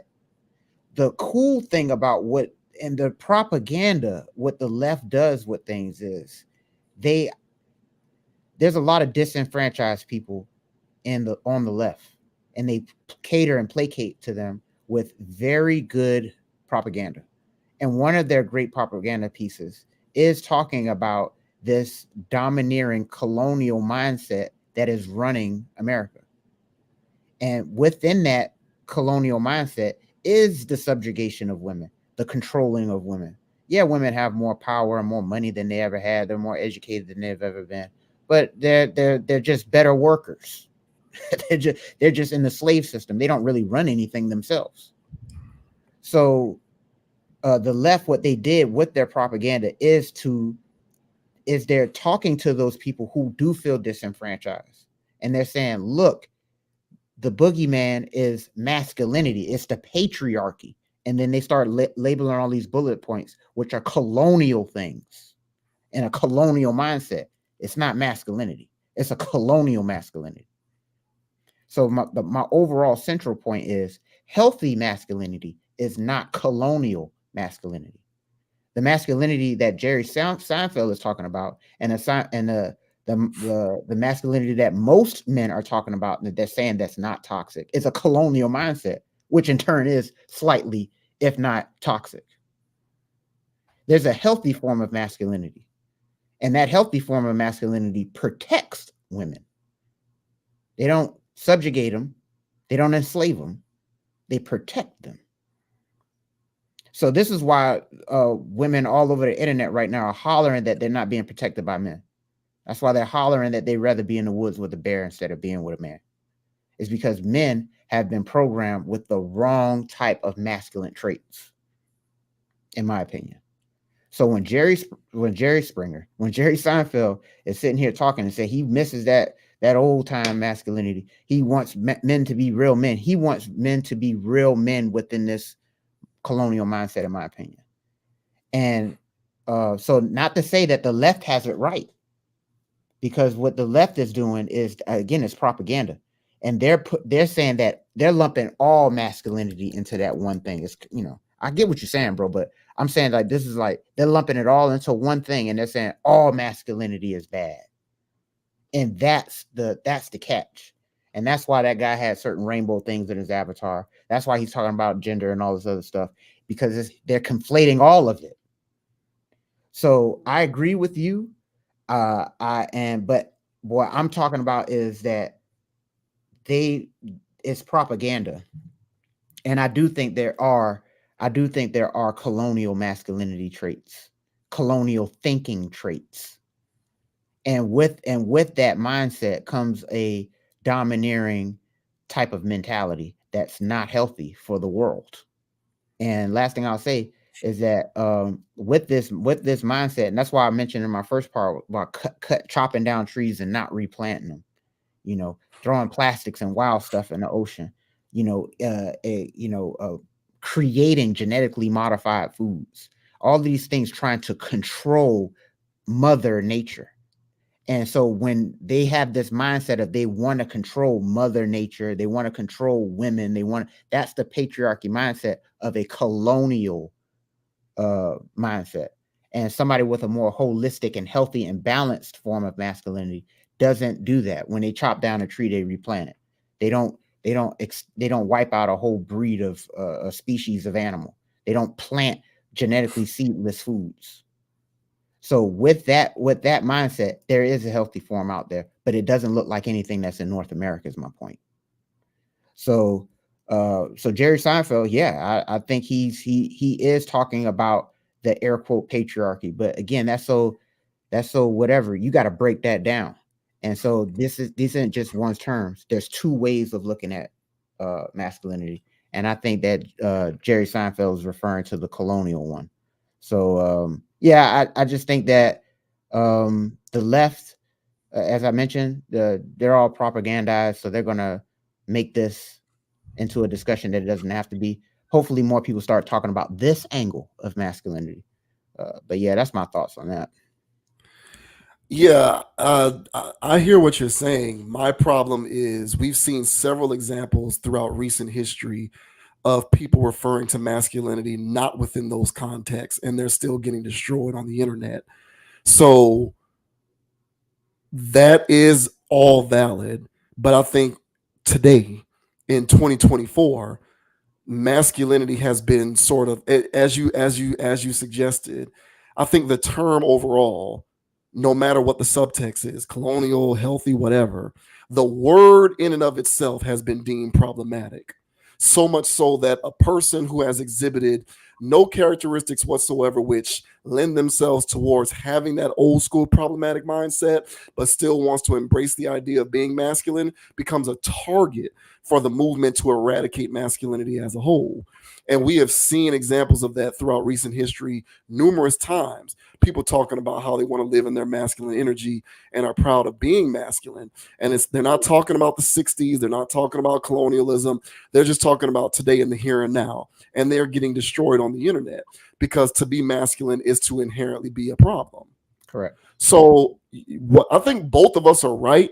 Right. But I'm kind of on a bottom line type thing where I'm looking at this and I'm saying, if it's a different person and the context is different and they're not talking about a movie set in the 60s and it's somebody else and they talk about masculinity, it's going to be the same reaction. I believe that. Yeah. I believe that. Yeah. And so that to me is the central problem, is this notion that masculinity, no matter the context, is a problem. And I can't get with that. Fundamentally, I have a serious problem with that. It is, of course, a phenomenon that I cannot stop. I believe masculinity is currently under attack. And I believe that the elements that wish to see it go away for good will not stop until it is completely gone. And we have a society full of effeminate humans, whether male or female. That's personally what I think. I think it's severely under attack. And in lieu of it being under attack, any reference to it, whether reasonable or not, gets brandished as toxic. And that's where I can't go. I can't go down that hole. I can't go down that rabbit hole. I can't agree with it. And hopefully we experience a renaissance with this particular conversation. And we start to see more people, men and women. And here's the interesting thing about this, right? if you talk to like people not on the internet, they get this. If you talk to women, like if you talk to women not on the internet, not on social media, just in person, and y'all have this conversation, these women will tell you they prefer for a man who's masculine. Now, we all know that we all know that by that she means what you would term healthy masculinity. It has nothing to do with the toxic colonialism that you referenced. So, with boots on the ground, dealing with normal humans in the streets, not on the internet, everybody understands this. But this is internet media hysteria that has created this situation in which we need to reevaluate what all forms of masculinity mean, whether healthy or problematic and toxic. And I'm saying most people in the world are reasonable. Whether we're talking about this topic or any other topic, most people in the world are reasonable. And most reasonable people understand that difference. They get the line of demarcation. So if we know that most people in the world are reasonable and most people in the world just want to handle things reasonably, why all of this commentary and these ancillary conversations about how all forms of masculinity are bad? I think we're doing masculinity a disservice. And I caution people who think masculinity is just inherently bad to think about whether you want to live in the world, whether you want to live in a world or in any society that is bereft of masculinity. I don't think that's a world that people really want to live in. I think it's cool and trendy and nice to talk about how we need it to go away. But practically speaking, I don't think you want to live in a world that is bereft of masculinity. In my opinion, I think we need to do better with respect to how we handle these conversations because we're not doing it responsibly enough. And there's too many of these agents on the internet and in the mainstream media who want to be allies and they want to be on the right side of history and they engage in righteous indignation. And they're the first ones to get up on their high horse and talk about how any form of masculinity is bad. And that's what I have a problem with.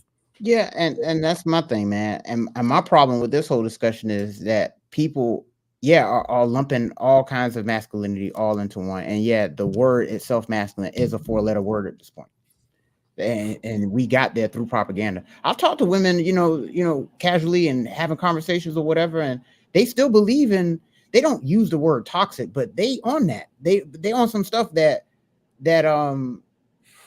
men are in a toxic space. But my thing is that they are. These people in the West are out of their minds. I'm not afraid to admit that. And they've been systematically brainwashed since they were children, from school, movies, TV shows, and everything else. And so with this systemic brainwashing has produced, and we talked about last week with Cardi B and all that other stuff, and all these dudes with OnlyFans accounts. Who are these people out here that's running around claiming that they're men and masculine and subscribing OnlyFans accounts? And they're populating the world and dating women. And so when women have reports back, they go, this guy was a loser and he was hollering about all this. He's a man, he's masculine, which gives masculinity a bad name. Men need to understand what masculinity is, a healthy form of it and a colonial domineering part. The only thing that dominates, like in domination, the word domination, you only dominate competition and enemies. So you should never dominate your woman unless she's your competition or your enemy. So my thing is, that's why I had a problem with the word domination. And him pairing domination with masculinity is triggering for any leftist. So my thing is that men do need to understand that there's not one form of being a man. And just because a man is running the world, and just because a man seems to have all the wealth, that doesn't mean he's doing masculinity the right way. And so I think that this needs to be a more nuanced conversation, much like how the WNBA ladies is hollering that we need to be more appreciative and nuanced and appreciate the game and understand what we're talking about. There needs to be a more nuanced understanding of what masculinity is as a whole. Because I agree with you. People just lumping it all up into one. And they're saying either I have to protect masculinity, this thing called masculinity, or be against it. And my thing is, you need to separate this because there's more to that. It's just like in school when they say, hey, you only got 5 senses. Well, we got more than 5 senses. What do you call it when you walk into a room and 2 people are in there, but it's like this vibe going on, and you don't know what the hell was going on, but you knew something was going on in there. You didn't smell that, you didn't taste that. You I guess you saw it, but you felt it. And that's not one of the 5 senses that they talk about in school. So there's other things that go on in life that aren't common knowledge. And so masculinity itself, in itself, a word, is a lot more nuanced than that word. And I say divide it up and then see what side of the fence you stand on. And do you stand on the side that destroys nature, that's against nature, that tries to play God? Or are you with the side of nature, with the cycles of nature, and working with the God?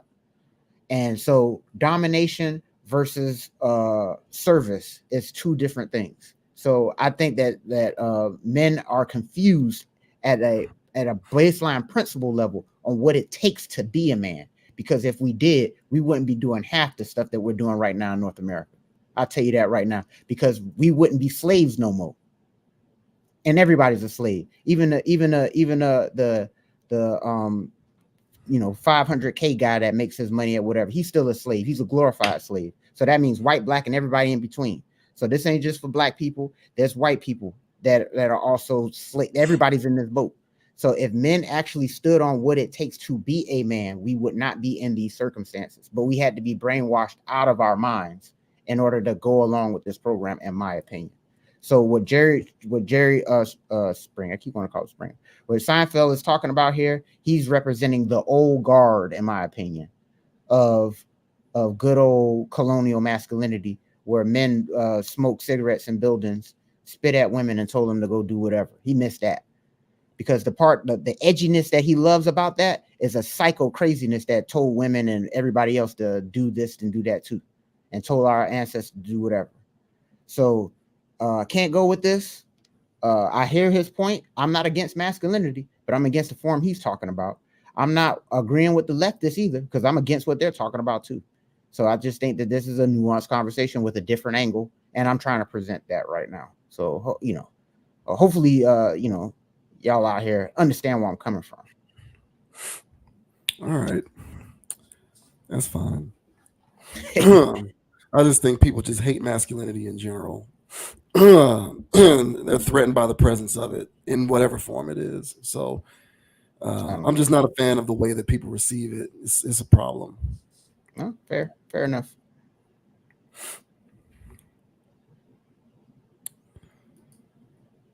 Okay, so next up, we are going to talk about Method Man and the fact that he has decided that he is no longer going to perform at Hot 97 Summer Jam. And his reasoning for deciding to not perform at Hot 97 Summer Jam is because generationally, the age gap has become too much for him, and it's no longer his crowd. So he feels like as a result, he's appreciative for the platform that they have afforded him as a performer, but he just feels like he won't be back. It's no longer his scene. So this says Method Man refuses to perform at Hot 97 Summer Jam again. Not our crowd at all. Method Man's far reach within the hip hop community still has its limitations, and he has now come to terms with it. On Sunday, which was June 2nd, he and Redman took the stage at this year's Hot 97 Summer Jam at the UBS Arena in Elmont, New York. Although a number of veterans such as Big Daddy Kane, EPMD, and Jadakiss also performed at the event, the bill was mostly dominated by younger artists like Doja Cat, Sexy Red, Gunna, and many more. This is perhaps why the Wu-Tang Clan Spitter doesn't plan on returning to the annual gathering. Not our crowd at all, he wrote in the comment section of an Instagram post of his performance. Thanks again, New York and the whole tri-state area that showed up to the event, plus Peter Rosenberg and Ebro Darden. I got love for you guys, but never again. At this point, the generation gap is just too wide for me. Hashtag never coming back. A day before the event in New York, Black Thought, Common, and Freeway hooked up with Method Man and Redman for an all-star remix of 4321 at Jay Perry's live mixtape set at Roots Picnic over the weekend. Okay, so blah, blah, blah. Yeah. So that just gets into something else. So Method Man is like, hey, man, listen, Summer Jam, not for us. Never coming back. Generation gap is too wide. He just feels like it's no longer a scene for him. Now, Redman, I don't know if he's speaking for Redman as well or if he's just speaking for himself. It sounds like he's just speaking for himself, but be that as it may, what are your thoughts on on Method Man deciding that he's done now, with Summer Jam? He's not coming back. Can't blame the man one bit. I think he's finally at that age now where he needs to start doing Tom Joyner cruises and start doing jazz fest, whatever's going on where the old heads are at. We the new old heads, bro. Like that's what the kids keep calling us. We're the old head haters, and we're on the young end of it. So we weren't even really there when, like, Method Man. We there for that, but that's more like for my brothers. So 10 or so years older than me. Like that's pretty much in their cohort. And I'm telling you right now, like my brothers, like even if Method Man was performing or whatever somewhere, they wouldn't want to. They'll be like, "Oh, that's nice," but I'm not going to an event like that. So it's not too many people in that age bracket that feel that way about something like that. But if it's a controlled environment where it's just Wu-Tang, it's just this. The other headliners or other people from that same thing, then yeah, he can go rock out. But yeah, they said the likes of Gunna, Sexy Red, and whoever else. Yeah, man, that's not gonna get it done. So everybody there mostly were young people who don't even understand these references or bars. I'm a big Method Man fan too, but I'm more of a fan of him. It's probably like 4 or 5 songs max that I have of his, and those are including features as well. But that doesn't take away the fact that I respect him as an artist. So I would see Method Man. I would if Method Man came to Austin, I might pull up. So he's not done with performing. He's just done with Summer Jam. And Right. Summer Jam is for children, apparently. Yeah, man, I don't besmirch this at all. I think this is a good call for him. I guess he had to make it public and let everybody know. But for the most part, I don't see anything wrong with this. But this also ties into those things that we always talk about where, people get aged out of the game. And there's something in our community, man. And I think this is much like I was saying with the WNBA thing where we're witnessing a physical manifestation of competition of women. So it's an obvious type of thing. And this is also a physical manifestation of people not respecting elders. And so in our culture, there isn't a high level, even though we say we do, we really don't respect our elders. And if we did, we would do our homework. And if we say that we're a part of hip hop or whatever, we would do our homework. But that's not being taught. It's everything new is better, everything old is trash, all old people are trash.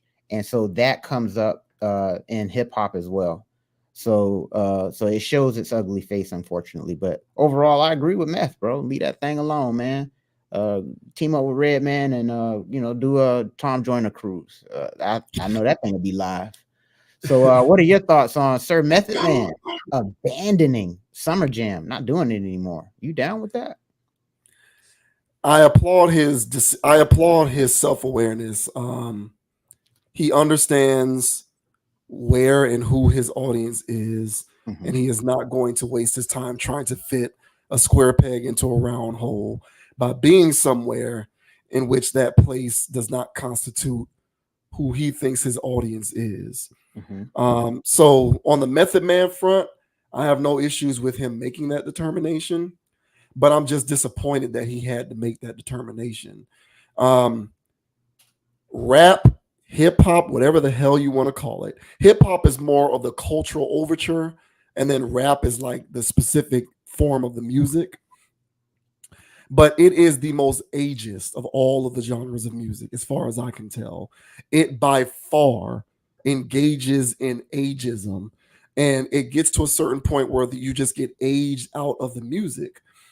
because from an industry standpoint, there is a form of content that has become popularized with this music, and that particular kind of content only resonates with people who are, I don't know, between the ages, I would say 14 and 30, as far as I can tell. We talked about this before. A lot of the content that is popularized in this music nowadays is, stuff about spending your money irresponsibly, treating women irresponsibly, making irresponsible life decisions, engaging in irresponsible, violent activity. Although I think 90% of these rappers who talk about that are lying. They're not actually doing that stuff, but they talk about it a lot. And you can only afford to do those things when you live a life of irresponsibility. And the vast majority of humans who have enough bandwidth in their life schedule to live life irresponsibly are younger people. Hence, the majority of the audience of this music are younger people. Now, generally speaking, I would say most forms of music lend themselves to a younger audience. And it goes to that whole marketing tactic of trying to appeal to that 18 to 35 demographic, because that's the age demographic that's perceived to have the most purchasing power or the most disposable income. Because I guess the thinking is once you're over that age, you have bills and a family and children, so there's less money to spend on things like music and going to concerts and stuff. And they employ that tactic across the board. I don't care whether we're talking music, movies, video games. It can be books, vacations. Like, that's what the target market for all of these marketing campaigns is people within that age bracket. And so the music is no different. And so it's not uncommon to see music forms cater to younger people, but it seems to be far more pervasive with hip hop and rap music, where there's literally this underlying theme that once you've hit like 35 plus, you just don't even need to be involved in it anymore. And yeah, I find it hard to believe that anybody who listens to Doja Cat, Gunna, or Sexy Red listens to Method Man. No. That ain't a hard stretch. Like, that's not a hard stretch to make the assertion that if you listen to any one of those people, you probably don't listen to Method Man. So he has no business being there. But this to me is a sad referendum on the extreme ageism that this form of music engages in. I don't see it engaged in to this extreme with any other genre of music, in my opinion. I see other genres where artists get older and they're still viable and respected, and people still want to see them and appreciate them. No one's saying, hey, you're old, we don't want to see you anymore. You only see that with this rap stuff and this hip hop stuff. So I agree with him coming to terms with this. And yeah, from this point moving forward, he's a Jazz in the Gardens guy. Yeah, he is. He's a Jazz in the Gardens. He's got to be a Jazz in the Gardens guy, because yeah, when you go to Summer Jam or any one of these music festivals, Coachella, South by Southwest, you're going to get your 23, 24-year-olds, 28, 29-year-olds who live life irresponsibly. And those are the people to whom this music resonates with, because this industry has done an effective job of popularizing exclusively that form of content when it comes to the music, unfortunately. Yep. So it's sad, it sucks, but he needs to do right by himself, and I agree with his decision. Yeah, man, 1000%, man. So we'll see what happens with this, man. We'll see if he starts to do those types of shows, man.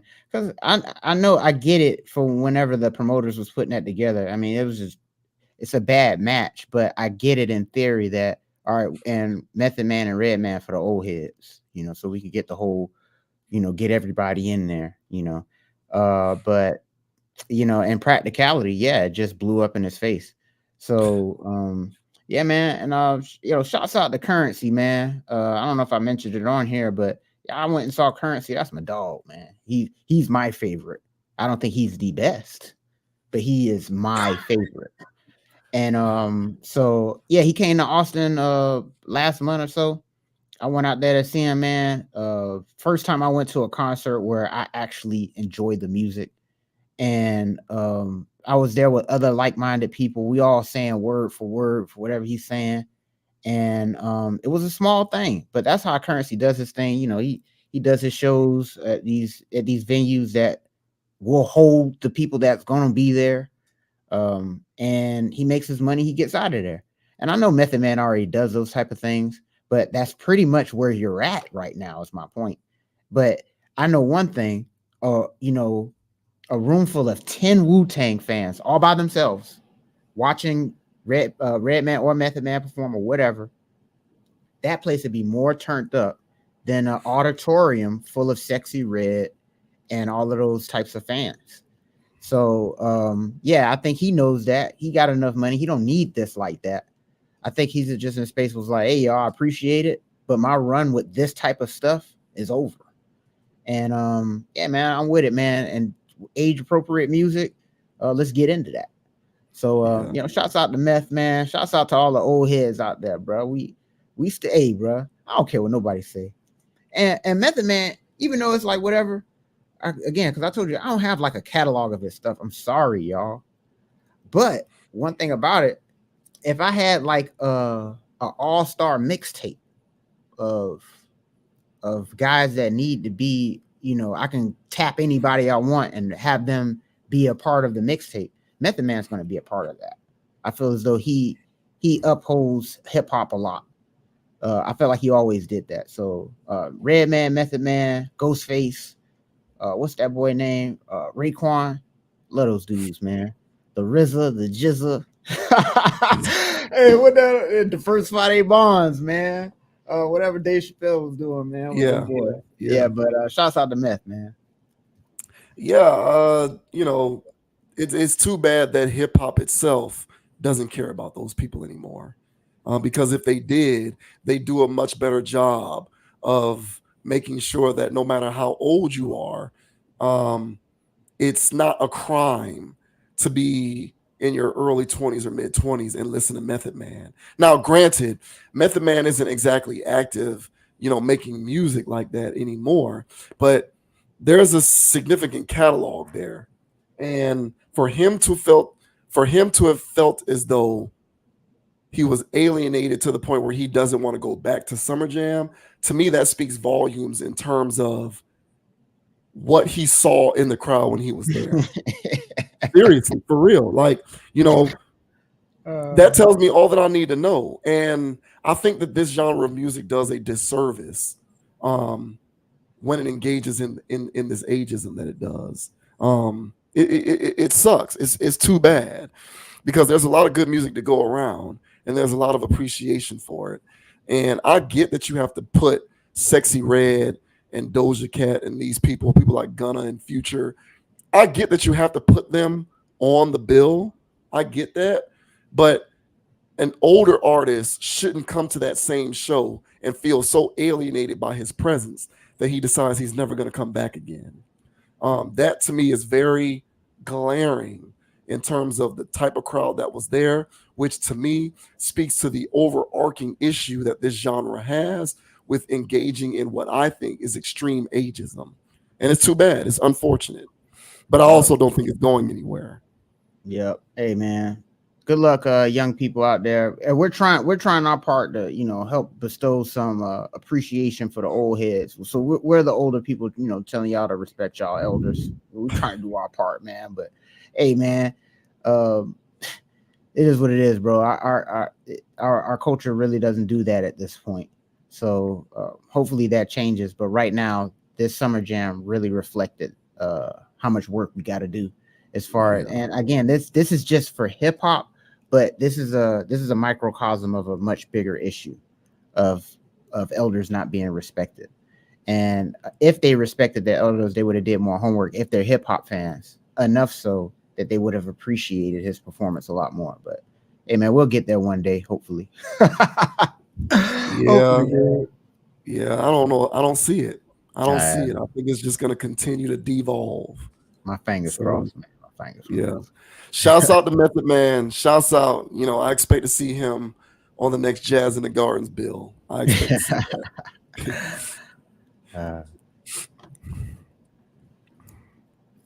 Now we're going to talk about comments made by Marlon Wayans, who is disenchanted with how much disharmony is taking place in the comedy space. So Marlon Wayans is all about peace, love, and happiness. He does not like this recent trend of comedians calling each other out, being contentious, slanderous even. Marlon Wayans wants to go back to the days where it was all about camaraderie and cooperation. So this says Marlon Wayans reacts to drama among black comics like Cat Williams and more. I don't like the disharmony. Marlon Wayans is singing No More Drama. The actor and comedian 51, whose new stand-up special Good Grief hits Prime Video on June 4th, opened up to people in this week's issue about the buzzed about discord among some top black comedians. I think this is a gentleman's game, said Wayans. It's comedy. I don't like all the disharmony. Much of the disharmony he speaks of came to the surface following comedian Cat Williams' appearance on Shannon Sharp's podcast Club Shay Shay this past January. During the fiery interview, Williams detailed his disdain for multiple top comedians like Kevin Hart, Ricky Smiley, Cedric the Entertainer, and more. But while Williams' candid comments caused the podcast episode to go viral, Wayans says he's not a fan of the drama. I think for comedy and black comedy, says Wayans, it's important for people to see love, respect, and laughter. Not everybody has that experience, but that's the experience that I came from. He continues, I'm not going to sit there and talk bad, even if I have a problem with somebody. I'll probably call them up and have a sit down. And if there is a beef with Dave or Cat or somebody, I'll be the first to get on the phone with Dave and call Cat's people, me and Rick Grant, like, yo, let's set a meeting. For Wayans, it's about setting a loving example as he and his siblings have always tried to do. To see our heroes fight, I don't think that's why we're here, he says. We are here to be examples, not just in the industry, but with our behavior. We're here to be examples for those coming up behind us. And the comedian reveals he and brother Sean Wayans, along with their adult sons, are in the process of putting together a podcast to do just that. I think it is needed. So, Marlon Wayans is kind of kumbaya, doesn't like the recent trend of comedians going at one another. And he wants to see more collaboration, peace, and harmony. And he believes even if I have a problem with somebody, I'm going to do it privately behind closed doors. And I'm not going to be calling out people publicly. What do you make of his comments there? I mean, I agree with that. I don't know how much that will actually happen. But I agree that there's too much beef going on in the comedy industry. I don't understand it. When Kevin Hart was catching his stuff early in his career, I was there for that. His role in 40-year-old version, I was busting out laughing. I was like, what is this? This is hilarious. I think Kevin Hart is a funny person, but I don't think he's a good comedian. And so when he was getting this rise and, he's on everything, and I just didn't really understand it. Once I saw that there was people out there calling it out for what it is, that, he has writers and all this other stuff, that he's, pretty much an industry plant. I was there for that because of the type of humor he did, and it did seem commercial and all that other stuff. So I didn't see anything wrong with that. But as years went on and more content is coming out on the internet, I'm starting to see that there's beef all over the industry. Like, it's like they run in cliques. And if you're not a part of this clique, or you're not a part of that clique, or if you're cool with this person, then I ain't gonna be cool with you. It's some weird. They operate like they're acting like rappers. And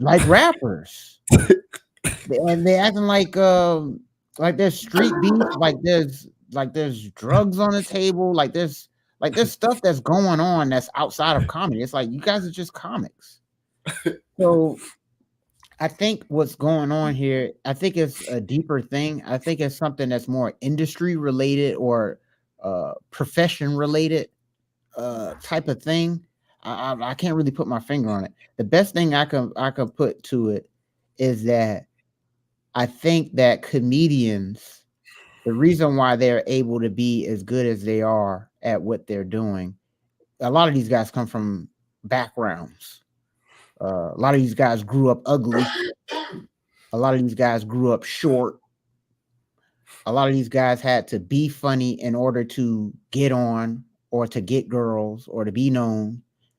And with those types of things that's already in that person, sometimes apparently those insecurities in life manifest itself once they're actually famous and known, and they still never got over this part of themselves or never got over that part of themselves. So there's an aspect of it where I see that maybe it's like there's a predisposition for comedians to be feeling like some type of way. And then the other component is, because I've heard theories of just the one comic, and you can go down the list for years and then you can run the string together of the one black comic that was allowed to be on. So whether it was Richard Pryor, Eddie Murphy ran it for a while. I can't think of too many people in the 90s. Like they would pick people here or there. And then the latest version of it was Kevin Hart. And there's this, apparently, this is what I've heard from other comedians or whatever. There's this mentality of there's only one spot. So they're competing against each other all the time. Not for that one top spot, but the act of comedy is like rap, where it's competition. Like, I got to go kill this guy. I'm funnier than him. Or I killed the show. This guy's not funny. I'm the funny guy. And I don't know what that is, but I guess that's a part of the comedy ecosystem. So it comes out as beefs, which again, I figured that, comedians would be more loving and stuff like that. But I just think that these guys are just competitors and they take it a little too far. I do think I think they'd be more powerful together instead of all of this little petty beefing that they're doing. So it don't have to be the Cat Williams. It don't have to be the Kevin Harts. It's the regular comedians that do shows here, do shows there, and they be beefing. So I do think it needs to change within that culture, but hey, I don't see that coming anytime soon. So what are your thoughts though on Sir Marlon Wayans? Do you agree that it's a little bit too much rigmarole going on in the comedy industry? He must have felt like this for a long time, because these comedians have been doing this for a while. Mm-hmm. I've been following along, not just watching the actual stand-up specials, but then sort of looking at backstory on how some of these people think and what they think about certain things. Mm-hmm. And yeah, competition is the apt word, because whether people know it or not, comedy has always been a competitive area. I think it's being magnified now because of stuff like Club Shay Shay, where now these individuals are hopping on podcasts and they're airing out their competitive grievances on these episodes that go viral on social media and YouTube, and it's catching people off guard, because it's like, damn, I didn't know you felt like that. But really, they've always been this way and felt this way. They're just talking about it publicly now because these platforms are affording them with the opportunity to do so. But as far as I can tell, comedy has always been competitive. I can remember watching old interviews with people like Chris Rock and Earthquake, Wanda Sykes even, where they are sort of throwing subtle shots at other comedians whom they think aren't funny. It didn't rise to the level of what Cat Williams did, but also back then there was no Club Shay Shay. So maybe if there was a Club Shay Shay back then, it would have risen to that, occasion. We don't know. I just think we are living in the age of 24/7 access to media. And what we're seeing is every genre of every form of entertainment getting involved in that. So it's putting these various sensibilities and themes on Front Street and exposing them in ways that the general public has never been exposed to them before. One side note on Kevin Hart, because I hear what you're saying. Kevin Hart, the reason why he blew up the way he did, in my opinion, was because despite the fact that he's a black comedian, he doesn't do black comedy.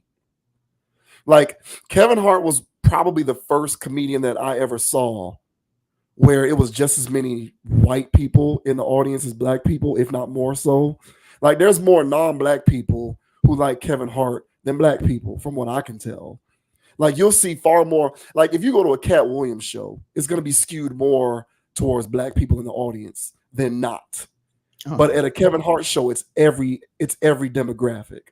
And I think he had a crossover appeal. Now, I don't know if he was chosen, plant, whatever. I don't know about any of that stuff. That's above my pay grade. But what I will say is he was a black comedian, but he wasn't doing black comedy. And if you go back throughout the history of a lot of these stand-up comedians who are good stand-up comedians, people like Chris Rock, Chappelle, people like Earthquake, Bernie Mac, Cat Williams, well, not so much Cat now, but early Cat Williams, in my opinion, they really leaned on race comedy.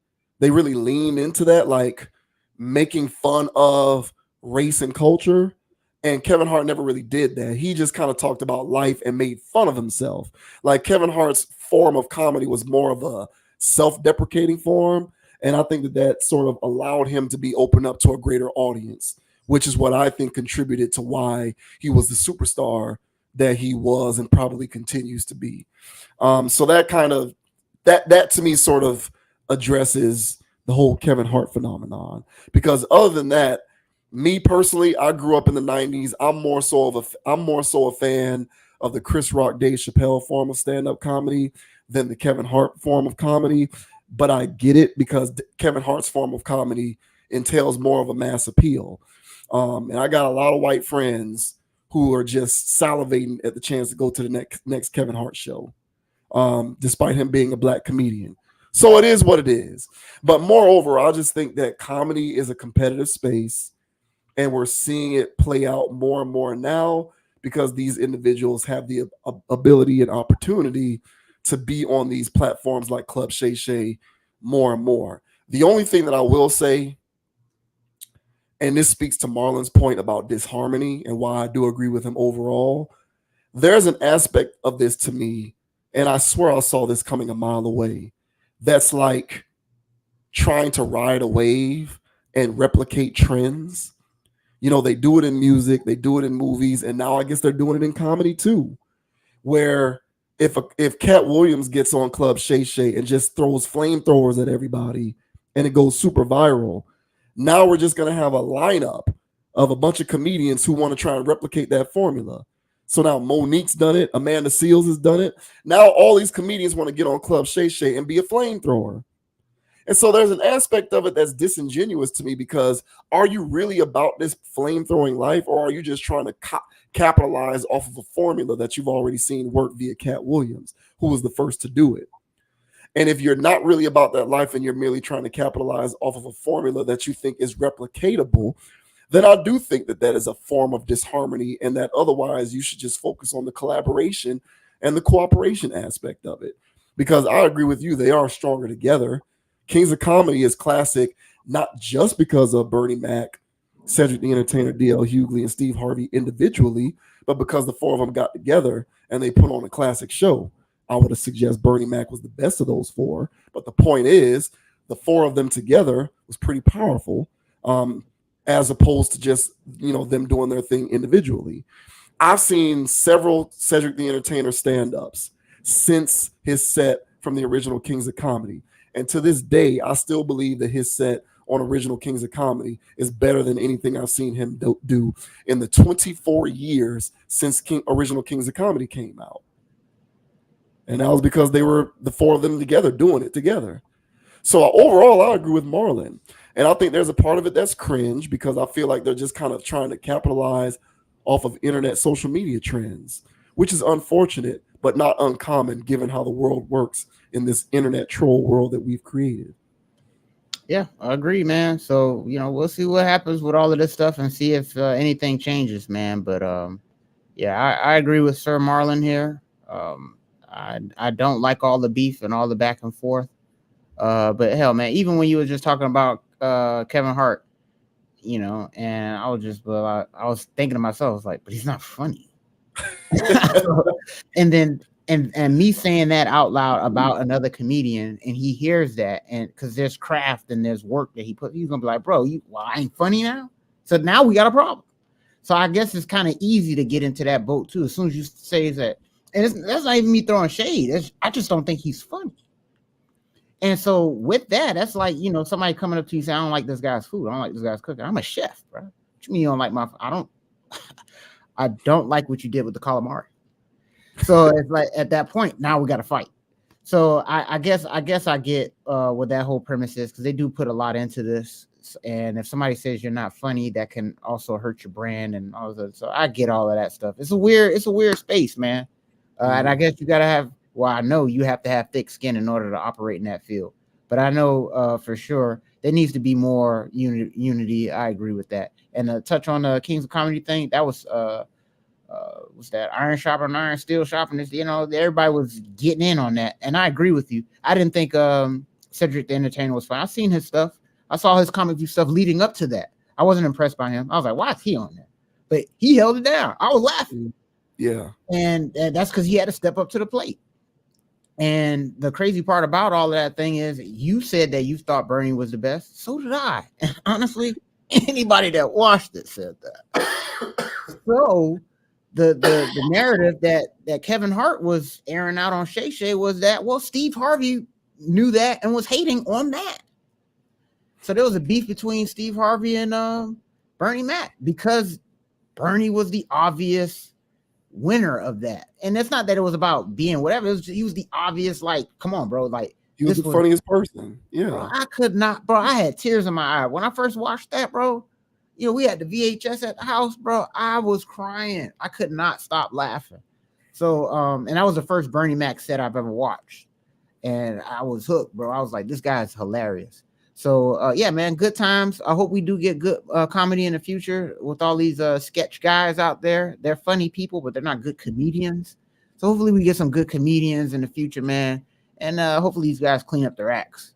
But I agree with Sir Marlon. We need some more unifications out here, man. Yeah, I think the golden age of stand-up comedy is come and gone, just like the golden age of hell. If you ask me, the golden age of everything is come and gone.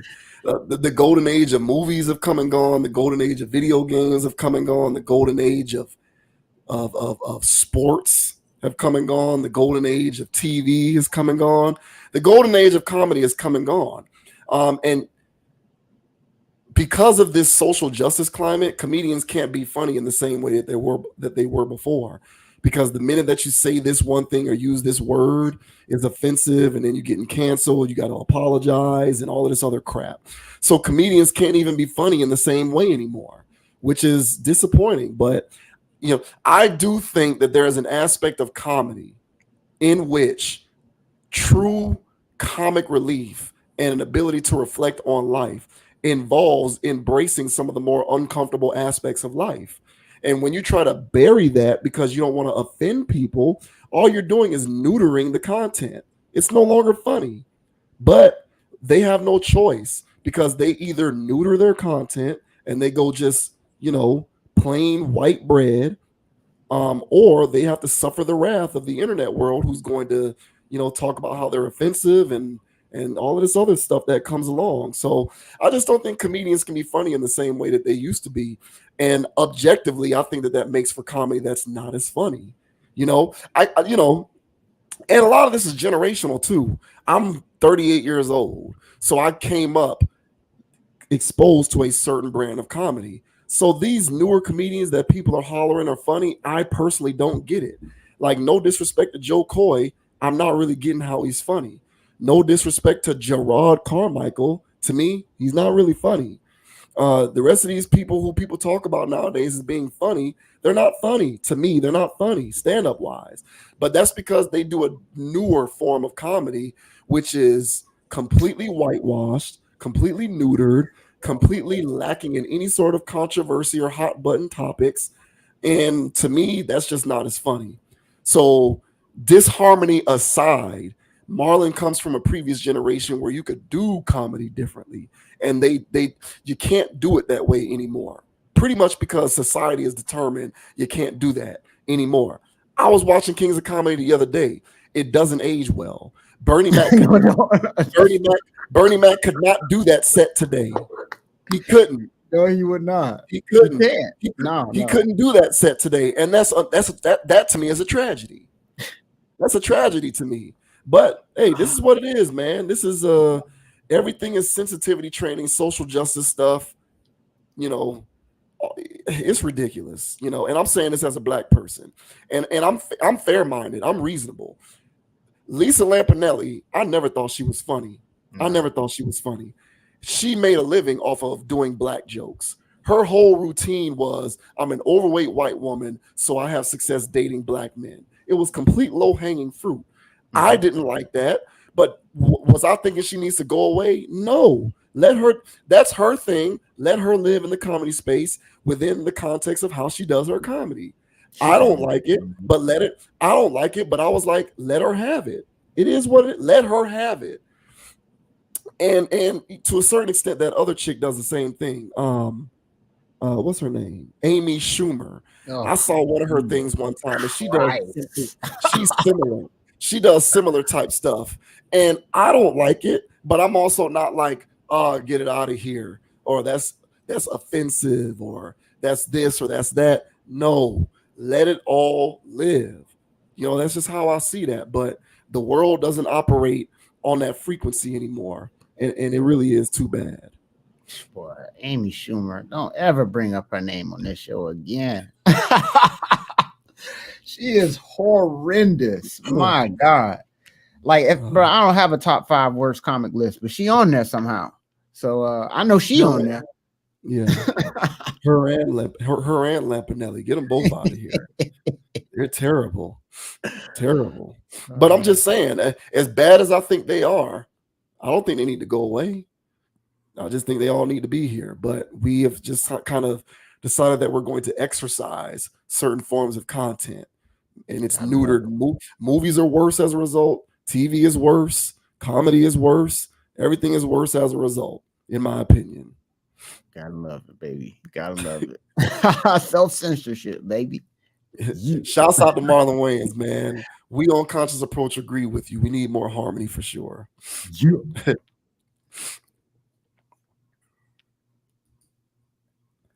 And last up, we are going to talk about another piece of controversy involving Slim Shady himself, Eminem, who's catching a lot of flack because he referenced Megan Thee Stallion getting shot in the foot by Tory Lanez in his latest song, and people don't like it. And they're throwing race into the conversation and all kinds of rigmarole. Yeah. Because, of course, they have to do that. What conversation is complete without the race implications? Yes. So this says Eminem slammed for referencing Megan Thee Stallion's shooting in new song Houdini. Eminem is facing backlash over a lyric in his new song Houdini, in which he references the infamous July 2020 shooting involving Megan Thee Stallion and Tory Lanez. The rap superstar spits in his latest track, which dropped Friday. If I was to ask for Megan Thee Stallion if she would collab with me, would I really have a shot at a feat? I don't know, but I'm glad to be. Is it too much to ask that as we enter Black Music Month in a few days, that folks not allow Eminem to make light of Megan, a Black woman who was a victim of gun violence, to be targeted in a song by a white rapper? One critic wrote in response via X Friday, folks are too comfortable disrespecting Black women these days. What? Oh no, folks are too comfortable disrespecting Black women. Another chimed in, you ain't dropped an album in 20 years. The people not checking for you any longer. But hey, mention Megan's assault and get the people talking at Eminem. You will crumble. Music journalist Samaya Kristen Murthy slammed Eminem as out of touch, adding via X, Eminem's career has largely been built on being shocking and provocative to certain audiences. Being 51 years old and taking shots at Megan Thee Stallion. Houdini is Eminem's first single off his forthcoming studio album, The Death of Slim Shady, Coup de Grace. Some have backed the 8 Mile Star, however, noting he has always called out other artists in his music. If you're offended by the Megan Thee Stallion line in Eminem's Houdini, you clearly don't know who Slim Shady is. The whole purpose is that he makes fun of everybody. One person wrote via X Friday in the rapper's defense. It ain't that deep, and it's a good line. This isn't a diss. Another pointed out that perhaps Eminem took a shot at Megan, 29, because she referenced Mariah Carey's diss track about the Without Me rapper Obsessed in her 2024 song Hiss. Megan raps on the track, I feel like Mariah Carey got these N-words so obsessed. Megan Thee Stallion used lyrics from a song Shot at M, but M made a bar with her issue of being shot on the leg, and y'all going wild saying Eminem is always going at people. The social media user wrote, y'all should shut the F up. Y'all were hyping Megan when she made that ass bar. Eminem sees everything. Hashtag Houdini. A spokesperson for Megan declined to comment. Eminem's rep did not return page 6's request. So that's enough.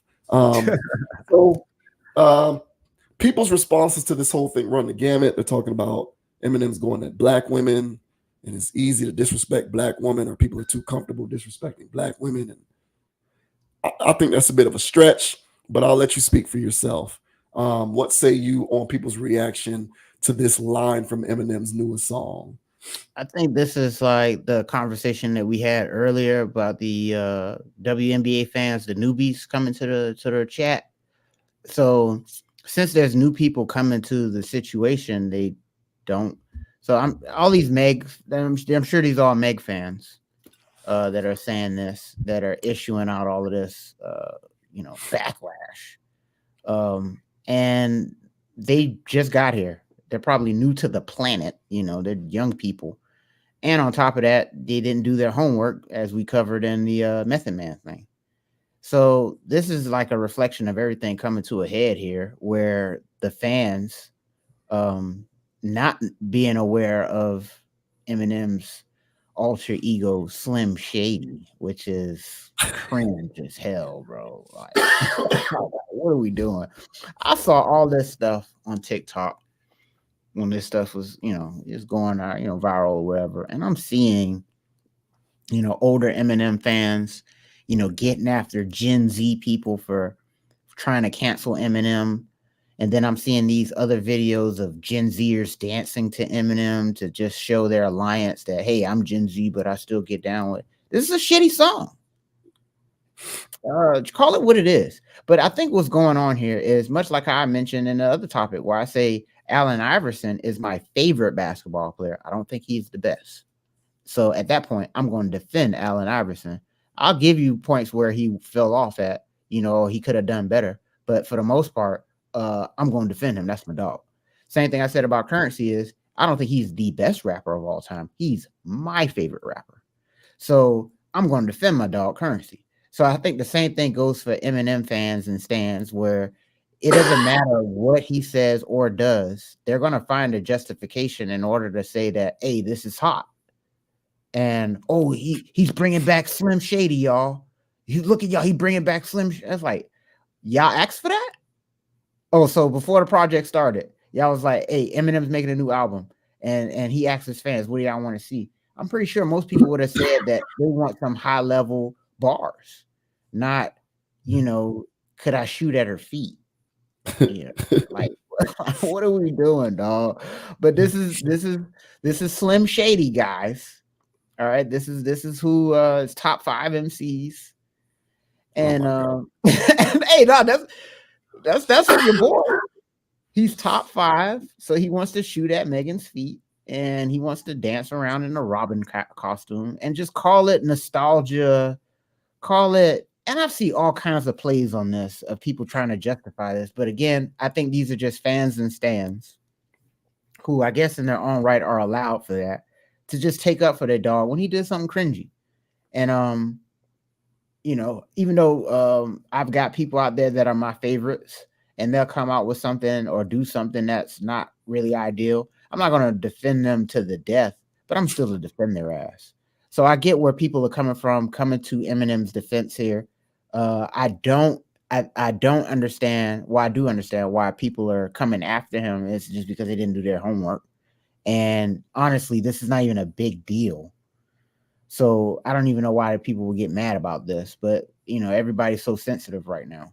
So exactly. I think that this was a whack ass song. I think it was corny visuals. I think it was just all overall corny. I don't know who came up with this, but hopefully this is this is me just wanting for hip hop's sake.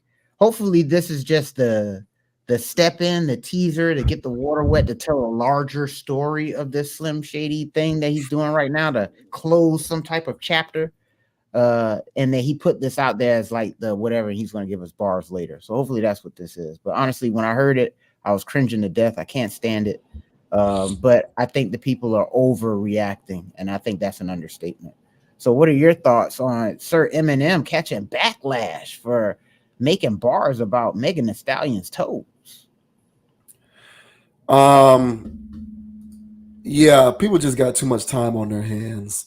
I just think people are just always looking for the next opportunity to be triggered by something.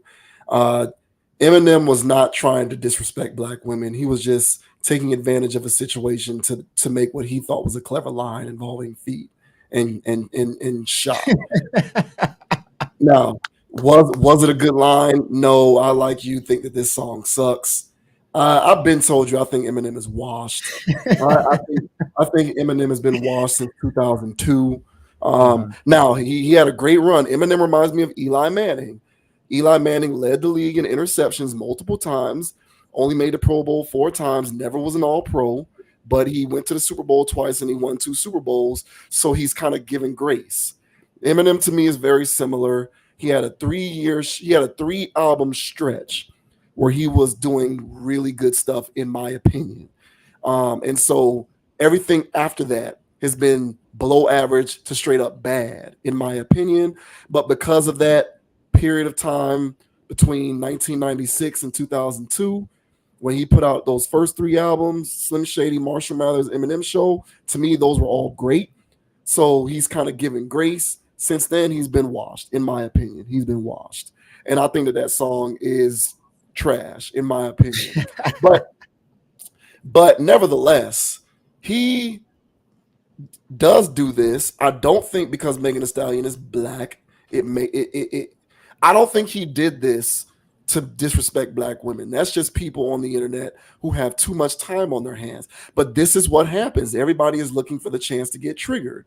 Have you listened to the J. Cole Might Delete Later? Yeah, I heard it. Okay, so he has the song on there with Ab Soul. So did you know the controversy with that? Mm-mm. So he had the LGBTQ community wanting to cancel him because he had a line in there about being trans. But really, he was just cleverly using the wordplay of it to be clever with his rhymes.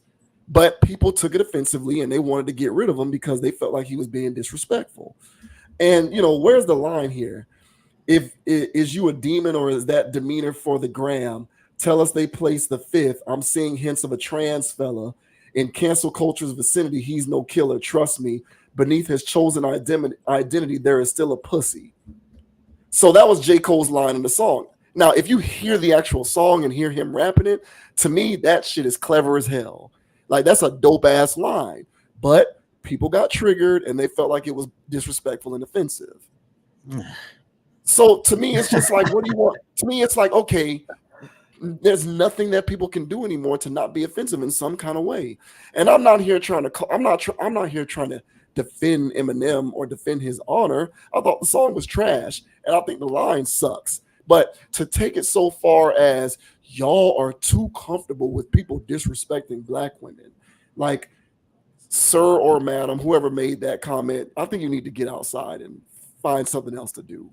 Like, it's rap music. People find clever ways to parlay their words and their lines and their wordplay all the time. Eminem is no different.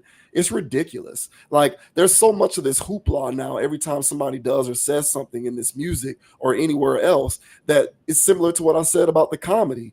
These individuals either have to neuter their art or just lean into it and risk being canceled.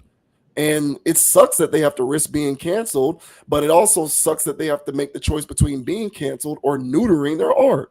But that's the choice that these individuals have been left with. and it sucks. But people need to go outside and smell the roses. Get out of here. Megan Thee Stallion. And look, this is a conversation for another video.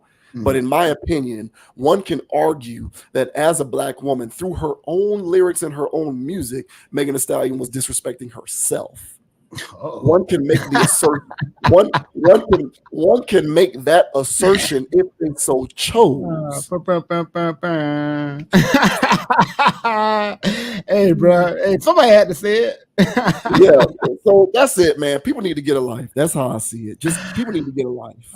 Hey, bro. Facts, bro. And that was a bar. And I agree, man. Nah, I agree, dog. So we'll see what happens with this Eminem stuff, man. The Houdini, all of this stuff, man.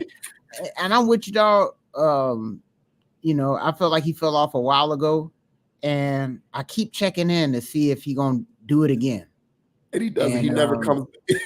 Not him. You know what I'm saying? He'll have moments where he'll go on, like, because he's doing so much rambling sometimes. So he'll have like stretches within a song or within a verse where I'm like, okay, yeah, that's it. But overall, it's still like not it though.